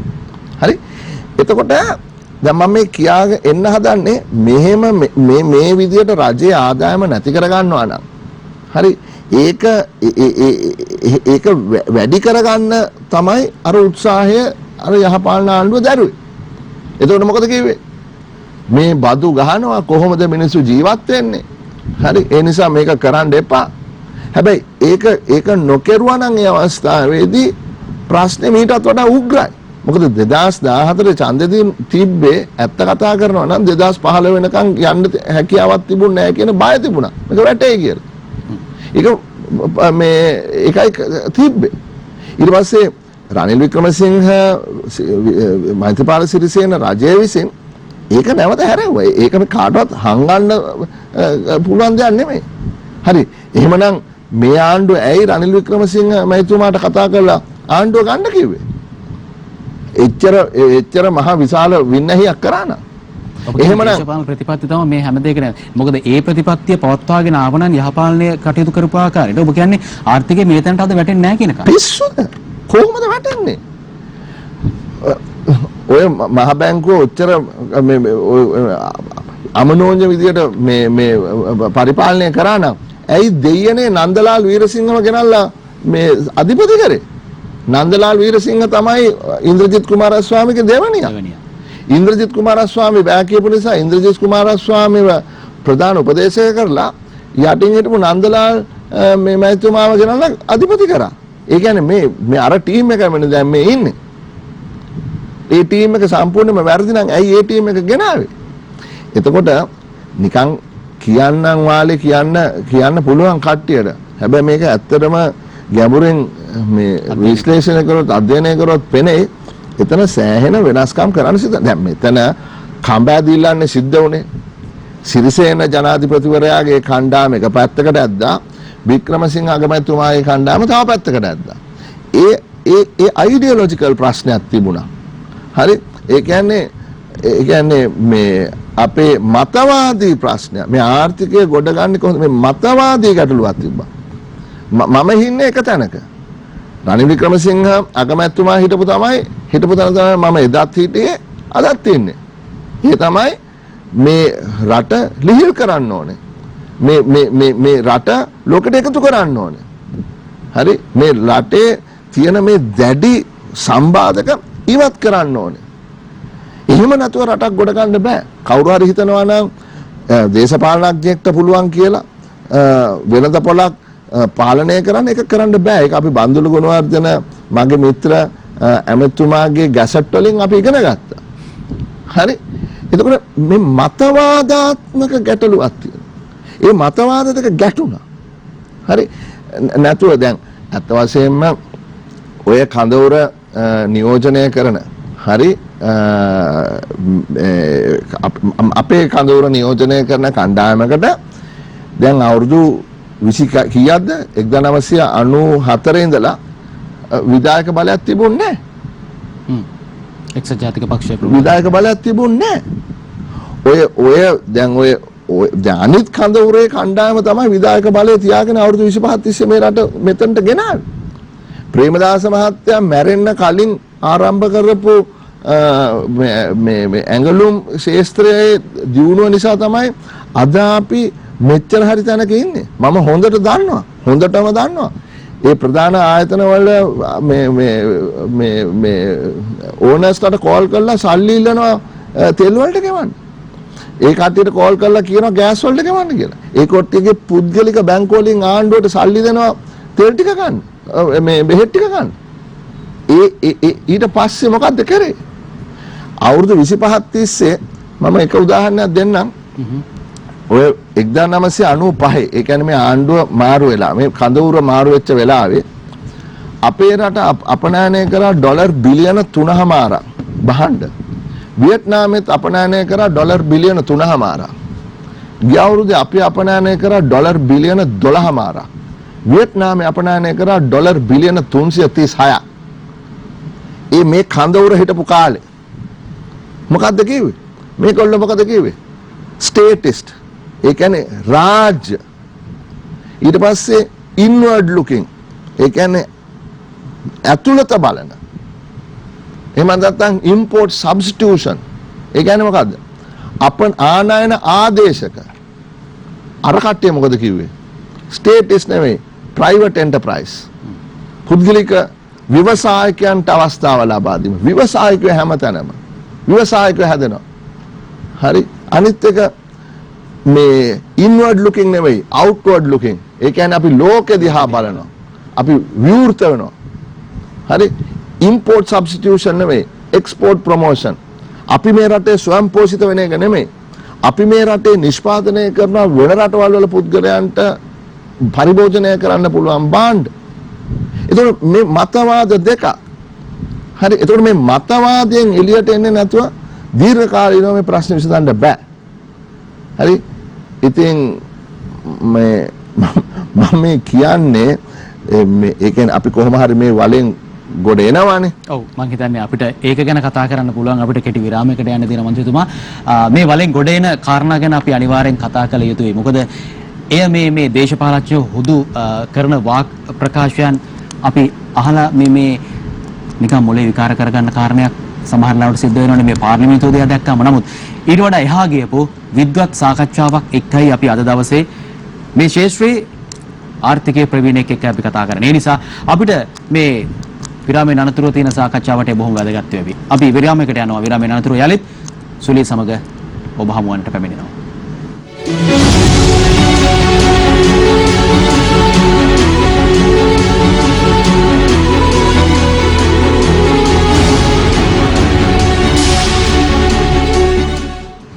රටට අපිට සල්ලි ඕන වෙලා තියෙන වෙලාවක රට ගොඩ ගන්න මේ ආර්ථිකය ගොඩ දාන්න අවශ්‍ය වෙලා තියෙන වෙලාවක කැපකිරීම කරමින් Taman සූදානම් වෙලා ඉන්න බව පවසනවා ආචාර්ය හර්ෂද සිල්වා මහතා මේ අර්බුදයෙන් ගොඩ එන්න Tamanගේ උපරිම දායකත්වය ලබා දෙන්නට. අපේ අද සම්පත්දායකයා අද එතුමන් සමග අපි සාකච්ඡා කරමින් ඉන්නේ මේ ආර්ථික ප්‍රශ්නයන් අපි ගොඩ එන්නේ කොහොමද කියන කාරණේ පිළිබඳව කතා කරමින්. මන්ත්‍රීතුමනි මම යොමු වෙන සෝදානම් ඔබතුමන්ට දැන් ඔබතුමන්ට ආරාධනා ලැබිලා තිබුණා වරප්‍රසාද වරදාන සහිතව ඇමති තනතුරු ගන්න කැබිනට් එකට එන්න කියලා. මේක මේ අද ඊයේ එක නෙමෙයි බොහෝ දවසක ඉඳලා කියන කාරණයක්. නමුත් ඔබ එතෙන්ට යන්නේ නැහැ. ඔබ ප්‍රතිපත්තිගරුක පුද්ගලයෙක්. නමුත් ඔබ මේ වර්තමානයේ රට වැටලා තියෙන තත්ත්වෙත් එක්ක ඔබ කැපකිරීමක් කරමින් මුදල් කාරක සභාවේ සභාපති ධූරය බාර ගන්න කටයුතු කරන බව සඳහන් කරලා තිනවා. මේක ඇත්තද ඔබ ඒ බාර ගන්නවද? ඔව් ඒක ඇත්ත. ඒක බාර ගන්න සූදානම්ෙන් ඉන්නවා. ඒක අපි පක්ෂේ සාකච්ඡා කරලා තියෙනවා. අගමැතිතුමාත් දැනුවත් කරලා තියෙනවා. විපක්ෂයේ ප්‍රධාන සංවිධායකතුමා දන්නවා. මම දැනට ඉන්න අනුර ප්‍රියදර්ශන යාපමැතිතුමත් එක්කත් කතා කරා. ඔහු අමාත්‍ය මණ්ඩලයට ගියාම මේ තනතුර මේ හිස් වෙනවා.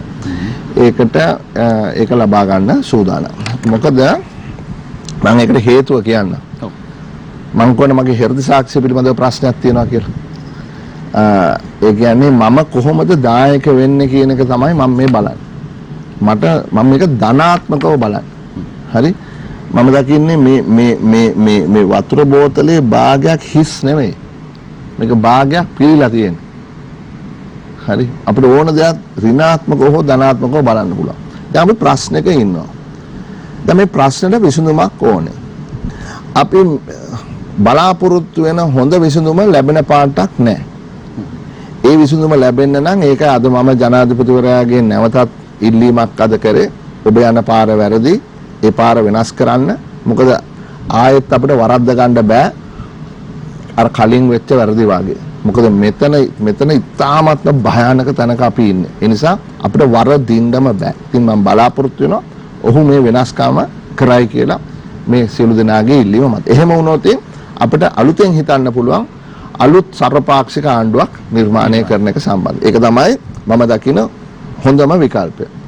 ඒක බැරි වුණොත් දෙවෙනි විකල්පය හැටියට මම දකින්නේ ආණ්ඩුව එහෙම ගියාවේ පාර්ලිමේන්තුවේ මුදල් කාර්ක සභාවේ හරහා අපිට පුළුවන් සර්වපාක්ෂික පාර්ලිමේන්තු කණ්ඩායමක් හරහා ඒක නිර්මාණය කරලා ආර්ථික පුනර්ජීවන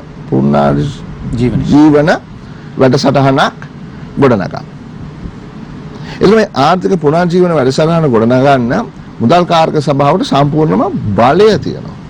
මොකද ඒක තමයි අත් වශයෙන්ම වැඩිපුරම බලය තියෙන පාර්ලිමේන්තුවේ කාර්ක සභාව. දැන් අපි දන්නවා සුනිල් හඳුන්නැති මැතිතුමාගේ කෝප් එක. අපි දන්නවා චරිත හේරත් මැතිතුමාගේ කෝප් එක. මේ මිනිස්සු දන්නේ වැඩිපුරම ඒ දෙක ගැන කතා වෙන්නේ. අනිත් ඒවා ගැන වැඩි කතා වෙනවා මට ඇහෙන්නේ නැහැ. මොකද ඔවුන්ට පුළුවන් වෙලා තියෙනවා ඒ කමිටුව හරහා රටට අවශ්‍ය දේවල් ඉෂ්ට කරන්න. හරි? එතකොට මේ කාර්ක සභා ක්‍රියාත්මක වෙන්නේ ඒ සභාපතිවරු ඒ මණ්ඩලයේ මන්ත්‍රීවරු කොයි ආකාරයකටද ඒක ප්‍රයෝගී කරගන්නේ රටේ අවශ්‍යතාවයන් විසඳීම සඳහා කියලා. එතකොට මේ කාර්ක සභාවට මුදල් ඇමතිවරයෙක් ඇඳවන්න පුළුවන්. ඕනෑම ඇමතිවරයෙක් ඇඳවන්න පුළුවන්. ඕනෑම ලේකම්වරයෙක් සභාපතිවරයෙක් අධිපතිවරයෙක් ඇඳවන්න පුළුවන්. ඒකට හැකියාව තියෙනවා පිටතින් සියලු තාක්ෂණික උපදෙස් ලබා ගන්න. ඒ හරහා මේ ඒ පුනර්ජීවන වැඩසටහන මේ සැලසුම් ගත කරන්න හැකියාවක් තියෙනවා. මොකද අපි දන්නවා මොකද්ද කළ යුත්තේ කියලා. දැන් උදාහරණයක් හැටියට අපි මගේ මූලිකත්වයෙන් අපිට බ්ලූ ප්‍රින්ට් එකකුත් තියෙනවා. කොහොමද මේ ගොඩනැගීමේ වැඩපිළිවෙල කොහොමද කරන්නේ? Step 1, step 2, step 3, step 4. හරි? එතකොට අපිට දායක කරගන්න පුළුවන් රටේ ඒ අවශ්‍ය දැනුම තියෙන ඒ පුද්ගලයෝ. හැබැයි අවසානයේදී අපිට පුළුවන් වෙන එකම වැදගත් දේ තමයි අර සාර්වපාක්ෂික කියන දේ. සියලු පක්ෂ එකතු කරගන්න. සියලු පක්ෂ එකතු කරගන්න. හරි එතකොට මේ පාර්ලිමේන්තුව එකකුත් මුදල් අමාත්‍යාංශයේ අගමැතිවරයාගේ එකකුත් ගැන නෙමෙයි මම කියන්නේ. මම කියන්නේ මේ දෙගොල්ලොම එකතු වෙලා යම්කිසි එක වැඩපිළිවෙලකට මේ ගමන් කරා. සමාවෙන්න. දැන් මුදල් කාරක සභාව මීට කල්ලුත් තිබිලා තියෙනවා. ඒ සභාපතිවරුන් පත් වෙලා ඉඳලා තියෙනවා. නමුත් දැන් මේ ඊටම මේ දිනවල සහ අපි බොහෝ විට කතා කරන විවිධ ගනුදෙනු සිද්ධ වෙලා තියෙනවා. හැබැයි ඒ සිද්ධ වෙලා තියෙන මුදල් කාරක සභාව තියෙද්දි ආందోලනාත්මක ගනුදෙනු සිද්ධ වෙලා තියෙනවා. ඔබ විශ්වාස කරනවද ඔබට මේ නිසිලස කරගෙන යන්නට හැකියාවක් ලැබෙයි කියලා? ඒක හොඳ ප්‍රශ්නයක්. මොකද හොඳම ප්‍රශ්නයක්. පාර්ලිමේන්තුවේ විවස්ථාවේ 148න් පාර්ලිමේන්තුවට තමයි මූල්‍ය පිළිබඳ සම්පූර්ණ බලය නෙවෙයි සම්පූර්ණ බලය තියෙන පාර්ලිමේන්තුවට. පාර්ලිමේන්තුව අනුමැතියකින් තොර කිසිම මුදල් පනතක් මේ කිසිම බද්දක් හෝ වියදමක් හෝ ආදායමක් කරන්න බෑ. හැබැයි පාර්ලිමේන්තුවට කිසිම පනතක් ගේන්න බෑ මුදල් කාරක සභාවේ අනුමැතිය නැතුව.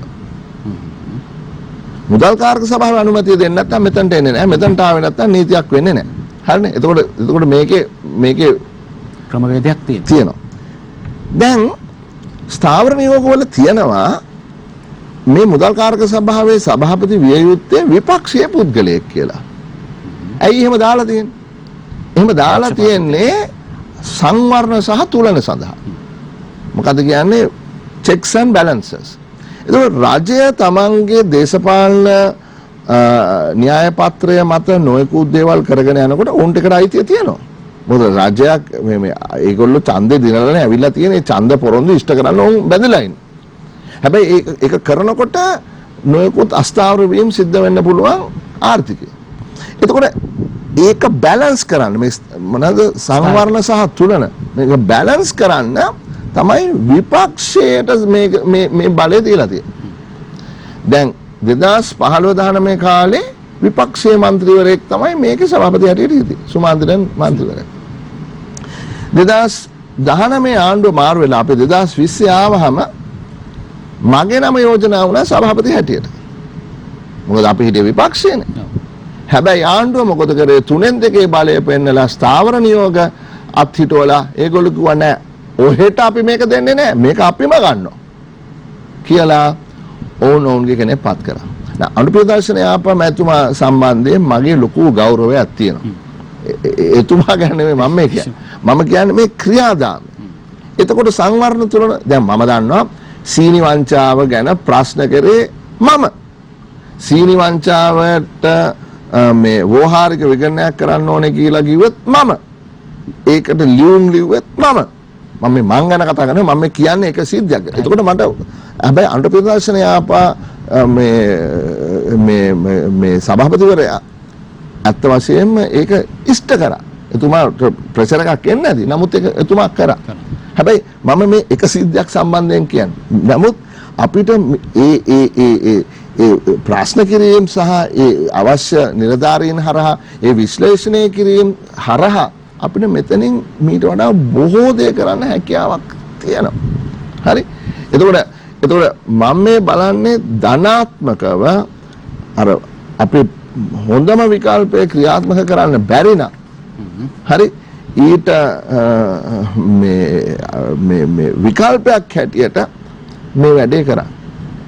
හොඳයි දැන් ඔබ විශ්වාස කරනවා නම් දැන් එතනින් අපිට ආර්ථිකය සවිමත් කරගෙන ශක්තිමත් කරගන්නට පුළුවන් වන යම්කිසි උදව්වක් යම්කිසි ඔබේ සහායක් ලබා දෙන්නට පුළුවන් කියලා. නමුත් ප්‍රශ්න තියෙන්නේ විධායක ඊට වඩා බලතල සහිත 30 වන ව්‍යවස්ථා සංශෝධනය හරහා බලය ලබාගත් ඊට ප්‍රබල භූමිකාවක්. එතකොට ව්‍යවස්ථාදායකය මේකෙන් ඡේදනය වීමක් සිද්ධ වෙන්නේ නැද්ද? විධායකය මේ ඔබ කරන්න යන ව්‍යවස්ථාදායකේ මේ වෙනස්කම් වලට ඔබට අවස්ථාවක් ලබා දී කියලා විශ්වාස කරනවද? එහෙනම් මේක වෙනස් වෙන්න ඕනේ නේද 20? නෑ මෙහෙමයි. දැන් 20 වෙනස් වෙනවනේ කොහොමද? මේක 19ට යනවනේ. 19ට ගියාම පාර්ලිමේන්තුවට මීට වඩා බලයක් එනවනේ. හරි? එතකොට දැන් ව්‍යවස්ථාදායකයට බෑ මේ ව්‍යවස්ථාදායට අපිට මේක විධායක බලයක් නැති නිසා ව්‍යවස්ථායට කරන්න පුළුවන් නීති සම්පාදනය කරන දේ විතරයිනේ. හරි? එතකොට මේක අපිට සහයෝගයෙන් වැඩ කරන්න වෙනවනේ. හරි එතකොට මම මේ උත්සාහ කරන්නේ අර මං කලින් කිව්වනේ සියලු සර්වපාක්ෂික පිළිගැනීමක් තියෙන ව්‍යුහයක් අපිට අවශ්‍ය වෙනවා කියලා අපිට ඊළඟ මේ ස්ටෙප් එකට යන්න. හරි? ඒකට එතන කරන්න බැරි නම් අපිට මෙතනින් හරි කරලා මේ ප්‍රශ්නෙන් ගොඩ ගන්න විකල්පයක් තමයි මම මේ ඉදිරිපත් කරලා තියෙන්නේ. හරි නැත්නම් මටත් කියන්න පුළුවන් මට කරන්න දෙයක් නැහැ මෙච්චරයි ඊට වඩා මම මගේ වැඩක් බලාගෙන ඉන්නම් කියලා. එහෙම නෙමෙයි. ෆ්ලෙක්සිබල් වෙන්න ඕන. ඔබ කියන්නේ නෑ මම කියන්නේ අපි ක්‍රමයක් හොයමු. මොකක් හරි විදියකින් අපි මේකෙන් ගොඩ එන්න එපා. මොකක් හරි ක්‍රමයක් හොයාගන්න එපා. මේක අන්ප්‍රෙසිඩන්ටඩ් නේ. ඒ කියන්නේ මේකට කලින් වෙලා නැති දෙයක් නේ. ඒතර අපි out of the box හිතන්න එපා. අපි මේ ප්‍රශ්නයක් තියෙනවා. මේ ප්‍රශ්නෙට විසඳුමක් හොයන්න ඕන. ඉතින් අපි පොතේ තියෙන විසඳුම මේකට හරියන්නේ නැහැ. එහෙනම් අපි අලුතෙන් හිතමු. දැන් මේ අලුතෙන් හිතන්න තමයි අවස්ථාවක් මම යෝජනා කරලා තියෙන්නේ. මේක යෝජනාව පිළිගන්න බැර ප්‍රශ්නයක් නැහැ. හර්ෂ ඔයාගේ පොත වහගෙන ඔයා යන්න කියන ප්‍රශ්නයක් නැහැ. හොඳයි. මම කෙටි වෙලාවක් ලැබිලා තියෙනවා. ඔබතුමාගෙන් තව බොහෝ දේවල් අපිට අහන්නට තියෙනවා. නමුත් ලැබිලා තියෙන වෙලාවත් එක්ක බොහෝ දෙනෙක් බලාපොරොත්තු වෙලා ඉන්නේ අපිට මේ වලින් ගොඩ එන්න පුළුවන්ද කියලා. මන්ත්‍රීතුමනි ඇත්තටම අපිට මේ වැටිලා ඉන්න වලින් අපිට ගොඩ එන්න පුළුවන්ද? එහෙමනම් කොච්චර වගේ කාල සීමාවකින් අපිට සැනසෙලි සුසුමක් කියන්න පුළුවන් වේද? මේකෙන් ගොඩ එන්න පුළුවන්. මේකෙන් ගොඩ එන්න නම් අර මං කලින් කියපු මූලික දේශපාලන ස්ථාවරත්වයක් අවශ්‍ය වෙනවා. මොකද කෙටි කාලීන ප්‍රශ්න විසඳ ගන්න බෑ අර මම කියන සර්වපාක්ෂික එකමුතුවක් නැත්තම්. හරි? අපි විශ්වාස කරමුකෝ කාගෙත් මොලේ පෑදිලා අපි එතනට ඒවි කියලා. එතනට ආවොත් අන්න එතනින් තමයි අපි වැඩේ පටන් ගන්න. එතකන් අපි ඉන්නේ නෙගටිව් එකේ. අපි ඉන්නේ නෙගටිව් එකේ. හරි ගියර් එක එන්ගේජ් වෙලා නැහැ. නියුට්‍රල් එකේ ඉන්නේ. හරි ගියර් එක මේකේ ක්ලච් එක අතාරින්න ඕනේ. ක්ලච් එක අතාරියොත් තමයි බයිසිකලේ යන්නේ. ක්ලච් එක තියෙනකන් යන්නේ නැහනේ. දැන් මේ තාම ක්ලච් එකේ තියෙන. රේස් කර කර ඉන්නවා. රේස් කර කර ඉන්නවා. හරි පාර්ලිමේන්තුවේ රේස් කර කර ඉන්නවා. කයිය ගහනවා විතරයි. මේක අතාරියොත් තමයි යන්නේ. මේක අතාරින්න බෑ. අරක ගියර් එක එන්ගේජ් වෙනකන්. ගියර් එක එන්ගේජ් වෙනවා කියන්නේ කට් ගහලා අර මේක දාන්න ඕනේ. ඔක්කොම ටික එකට සෙට් වෙන්න ඕනේ. හරි විශ්වාස කරනවා සර්වපාක්ෂික ආණ්ඩුවක් කරහා අපිට ණය ලබා දීම සහ IMF එකේ ආධාර අපිට ලැබෙයි කියලා ඔබ විශ්වාසයක් කරනවා. 100% විශ්වාස කරනවා. 100% මම විශ්වාස කරනවා සර්වපාක්ෂික ආණ්ඩුවක් පිහිටවපු දවසේ පස්සෙන්දා අපිට පුළුවන් වෙනවා මේ වැඩේ මීට වඩා ශීඝ්‍රයෙන් ඉස්සරහට යන්න. ඒක IMF එකටත් වඩා බලපාන්නේ දැන් අර හෙට අපිට ඩොලර් බිලියන 15ක් එකපාරට ගෙවන්න වෙනකොට හරි ඒක ප්‍රතිව්‍යුහගත කරගන්න නායකරුවන් සමග සාකච්ඡා කරන 400ක් ඉන්න නායකරුවෝ එක්කෙනෙක් දෙන්නේ නෙමෙයි 400ක් විදේශ රටද? ඔව් හරි එතකොට ඒ කට්ටියත් එක්ක සාකච්ඡා කරනකොට අපිට මූලික පිළිගත හැකි කණ්ඩායමක් ඉන්න ඕනේ මෙතන. එහෙම නැතුව මේක කරන්න බෑ. හරි එතකොට එතනින් ඒක පටන් ගත්තාම අපිට ඉස්සරහට යත හැකියි. හැබැයි මේක මතවාදී වෙනසක් සිද්ධ වෙනවා. අපිට තව දුරටත් අර ඔළුව වැල්ලේ ගහගෙන ඉන්න බෑ. අපේ රට විවෘත කරන්න වෙනවා. මම හැමදාම කියපු කතාවක් තමයි අපේ රට වටේට ගහලා තියෙන තාප්ප ටික කඩලා දාලා ඒවෙන් පාලම් බඳින්න ඕනේ කියලා ලෝකෙට. හරි. එහෙම කරොත් අපිට මේ රට දියුණු කරන්න පුළුවන්. අනේ මොකද්ද? මේ රටේ ඉන්නේ මිලියන් 20යි 22යි ජනතාව. අර දකුණු ඉන්දියාවේ චෙන්නයි වලත් ඉන්නවා එච්චර විතර ප්‍රමාණයක් මං හිතන්නේ. හරි කල්කටා වගේ තැන්වල ඊට වඩා ඉන්නවා. ඒතර මේක නගරක සයිස් රටක් නේ. දැන් චෙන්නයි වලට ගිහිල්ලා බලන්නකො කර්මාන්ත ශාලා කොච්චර ඇරෙනවද? ඔක්කොම ලෝකේ තියෙන টপ ක්ලාස් මේ ෆර්ම්ස් එහෙන ඇවිල්ලානේ. ටෙස්ලා එකේ ඉඳලා ඇල්ෆබෙට් එකේ ඉඳලා ඉන්ටෙල් එකේ ඉඳලා Google එකේ ඉඳලා හරි ඔක්කොම එතනනේ. හරි එතකොට ඒ කට්ටියට කරන්න පුළුවන් නම් අපිට කරන්න බැරි කමක් නැහැනේ. අපි එතනට වඩා හොඳ අපිට ට්‍රේඩ් රූට් තියෙනවා, අපිට වරායවල් තියෙනවා, අපිට සම්බන්ධතාවයල් තියෙනවා, අපේ එන්වයරන්මන්ට් එක ඊට වඩා හොඳයි, අපේ මානව සම්පත තියෙනවා. ඇයි බැරි? අපිට අයිඩියොලොජිකල් ප්‍රශ්නයක් තියෙනවා. මට වෙලා තිබ්බනම් මීට වඩා දේවල් කියන්න තිබුණා. ඉතින් ඒක එතනට අපි ගියොත් අපිට මේක ගොඩ ගන්න පුළුවන්. හැබැයි මම අහුවන කොච්චර කල්යයිද කියලා. ඒක තමයි ප්‍රශ්නේ. මං හිතන්නේ අපි මේ ඔක්කොම කරගත්තොත් අපි හිතපු තැනට 2019 හිතපු තැනට එන්න මම නම් හිතන්නේ තව අවුරුදු 5ක් අත්‍යයි. 2019 අපි හිටපු දැනට එන්න තව අවුරුදු 5ක්වත්. ඔබ විශ්වාස කරන විදිහට මේ සර්වපාක්ෂික ආණ්ඩුවකත් හැදිලා මේ සුබවාදීව සියල්ල විසඳුනොත් තමයි එහෙම වෙන්නේ. ඉතින් රටක් දැන් බලන්න අපේ ඒකපුද්ගල ආදායම 4000ට තිබිච්ච එක ඇත්ත වශයෙන්ම අපි අද තියෙන ඩොලර් වලින් මැන්නොත් එහෙම 2200යි. හැබැයි මම මේක නාමික මේ විදියටනේ මේක ගණන් හදන්නේ. ඒතර උද්දමනය වැඩි වෙන නිසා මේ අවුරුද්ද ඉවරනකොට යම්කිසි ප්‍රමාණයකට දලදේශ නිෂ්පාදනය වැඩි වෙයි. එතකොට එදා 365ට තිබ්බත් ඩොලර් එක එතනින් මනලා බලනකොට මගේ මේ උපකල්පන මම විශ්වාස කරන්නේ 3000කට විතර වැටේ. ඒ කියන්නේ ඩොලර් 1000ක් අපි වැටේ. ඩොලර් 1000ක්. ඒ ඩොලර් 1000ක් ඒක පුද්ගල ආදායම අවුරුදු 5කින් ගන්නවා කියන්නේ චැලෙන්ජ් එකක්. හරි. ඒක ඊට වඩා ශක්තිමත් කරගන්න පුළුවන් වෙයි අපි ඔක්කොම එකතු වෙලා. හරි අපි ඔක්කොම එකතු වෙලා මේ වැඩසටහනට අපි ශ්‍රී ලාංකිකයෝ හැටියට ඔක්කොමලා එකතු වෙලා හරි මේ වැඩේට බැස්සොත් දැන් ඉන්දියාව වගේ රටවල අපි දකින NRI non resident Indianලා ඒ කියන්නේ ඒගොල්ලන්ගේ පිට රටේ ඉන්න ඉන්දියානු ඩයස්පෝරා එක කියලා කියනවා. හරි ඒ ඔක්කොම එකතු වුණොත් එහෙම ඊට වඩා ඉක්මනට මේක 19ට ගේන්න පුළුවන් වෙයි. නමුත් හරි ට්‍රැක් එකට දාගත්තොත් අපිට මේ ලොකු ගමනක් යන්න පුළුවන්. මම හිතන්නේ අවසානයේදී අපිට මේ ප්‍රශ්න සියල්ලත් එක්කම සැනසෙලි සුසුමක් හෙලන්න පුළුවන් යම් මට්ටමකට බලාපොරොත්තුවක් තබා ගන්න පුළුවන් අපිට ප්‍රකාශයක් නිකුත් වෙනවා. මොකද එතුමගෙන් නිකුත් වෙන ප්‍රකාශයේ හුදු දේශපාලඥයෙක්ගෙන් නිකුත් වෙන ප්‍රකාශයක් විදිහට හිතන්න එපා. එතුමන් මේ පිළිබඳව හදාරන කෙනෙක්, හදාරපු කෙනෙක්. ඒ වගේම අපේ රටේ ඉන්න ඊටාම විශිෂ්ට ගණයේ ඔහු ව්‍යවසායකයෙක්, ඔහු අර්ථ ශාස්ත්‍රඥයෙක්. ඔහු ලංකාවෙත් විදේශීය රටවලත් දෙස් විදේශ මේ ආර්ථික විශ්ලේෂණ නිරන්තරයෙන්ම සිදු කරන කෙනෙක්. ඒ නිසා අද වැඩසටහනට අල්ලගත්තෙත් බොහොම අමාරුයි. ඒක කියන්නත් ඕනේ. සති 3ක් try කරලා තමයි උත්සාහ කළා තමයි. නමුත් එතුමාට බොහොම ස්තුතිවන්ත වෙනවා. මේ විදිහට ජනතාවට සරල පැහැදිලි කිරීමක් කරන්නට බොහෝ වැඩ කටයුතු තියෙන මොහොතකත් අපිත් එක්ක එකතු වීම ගැන සියත සුලියට පැමිණීම ගැන ඔබට ස්තුතිවන්ත වෙනවා. බෙහෙන්ම ස්තුතියි අපිත් එක්ක සමග. සියත මේ රූපවාහිනියටත් මගේ ස්තුතිය පිරිනමන්න ඕනේ. ඉතාමත්ම මේ ධනාත්මකව බලාගේ වැඩසටහන් කරගෙන යනවා. මම හිතන්නේ බොහෝ දෙනා දැන් මේ සියත රූපවාහිනියත් බලනවා. ඔබතුමන්ලට සුබ පතනවා. තවදුරටත් මේක සාර්ථක කරගන්න ලැබේවායි ප්‍රාර්ථනා කරනවා. බොහොම ස්තුතියි. ඒ ස්තුතියත් එක්ක ඔබට අපි ස්තුතිවන්ත වෙනවා. අපිත් එක්ක හැමදාමත් දහස් ගණනින් ලක්ෂ ගණනින් අපේ රටේ විතරක් නෙවෙයි විදේශ රටවලත් අපිත් එක්ක එකතුලා ඉන්න ආදරණීය හිතවතුනි.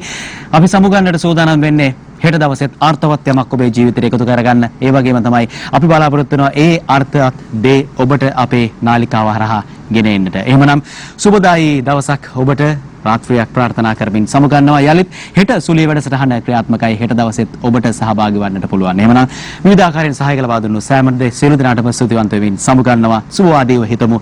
ඔක්කොම එකට එකතු වෙලා රට ගොඩනගමු. සුබ රාත්‍රියක්.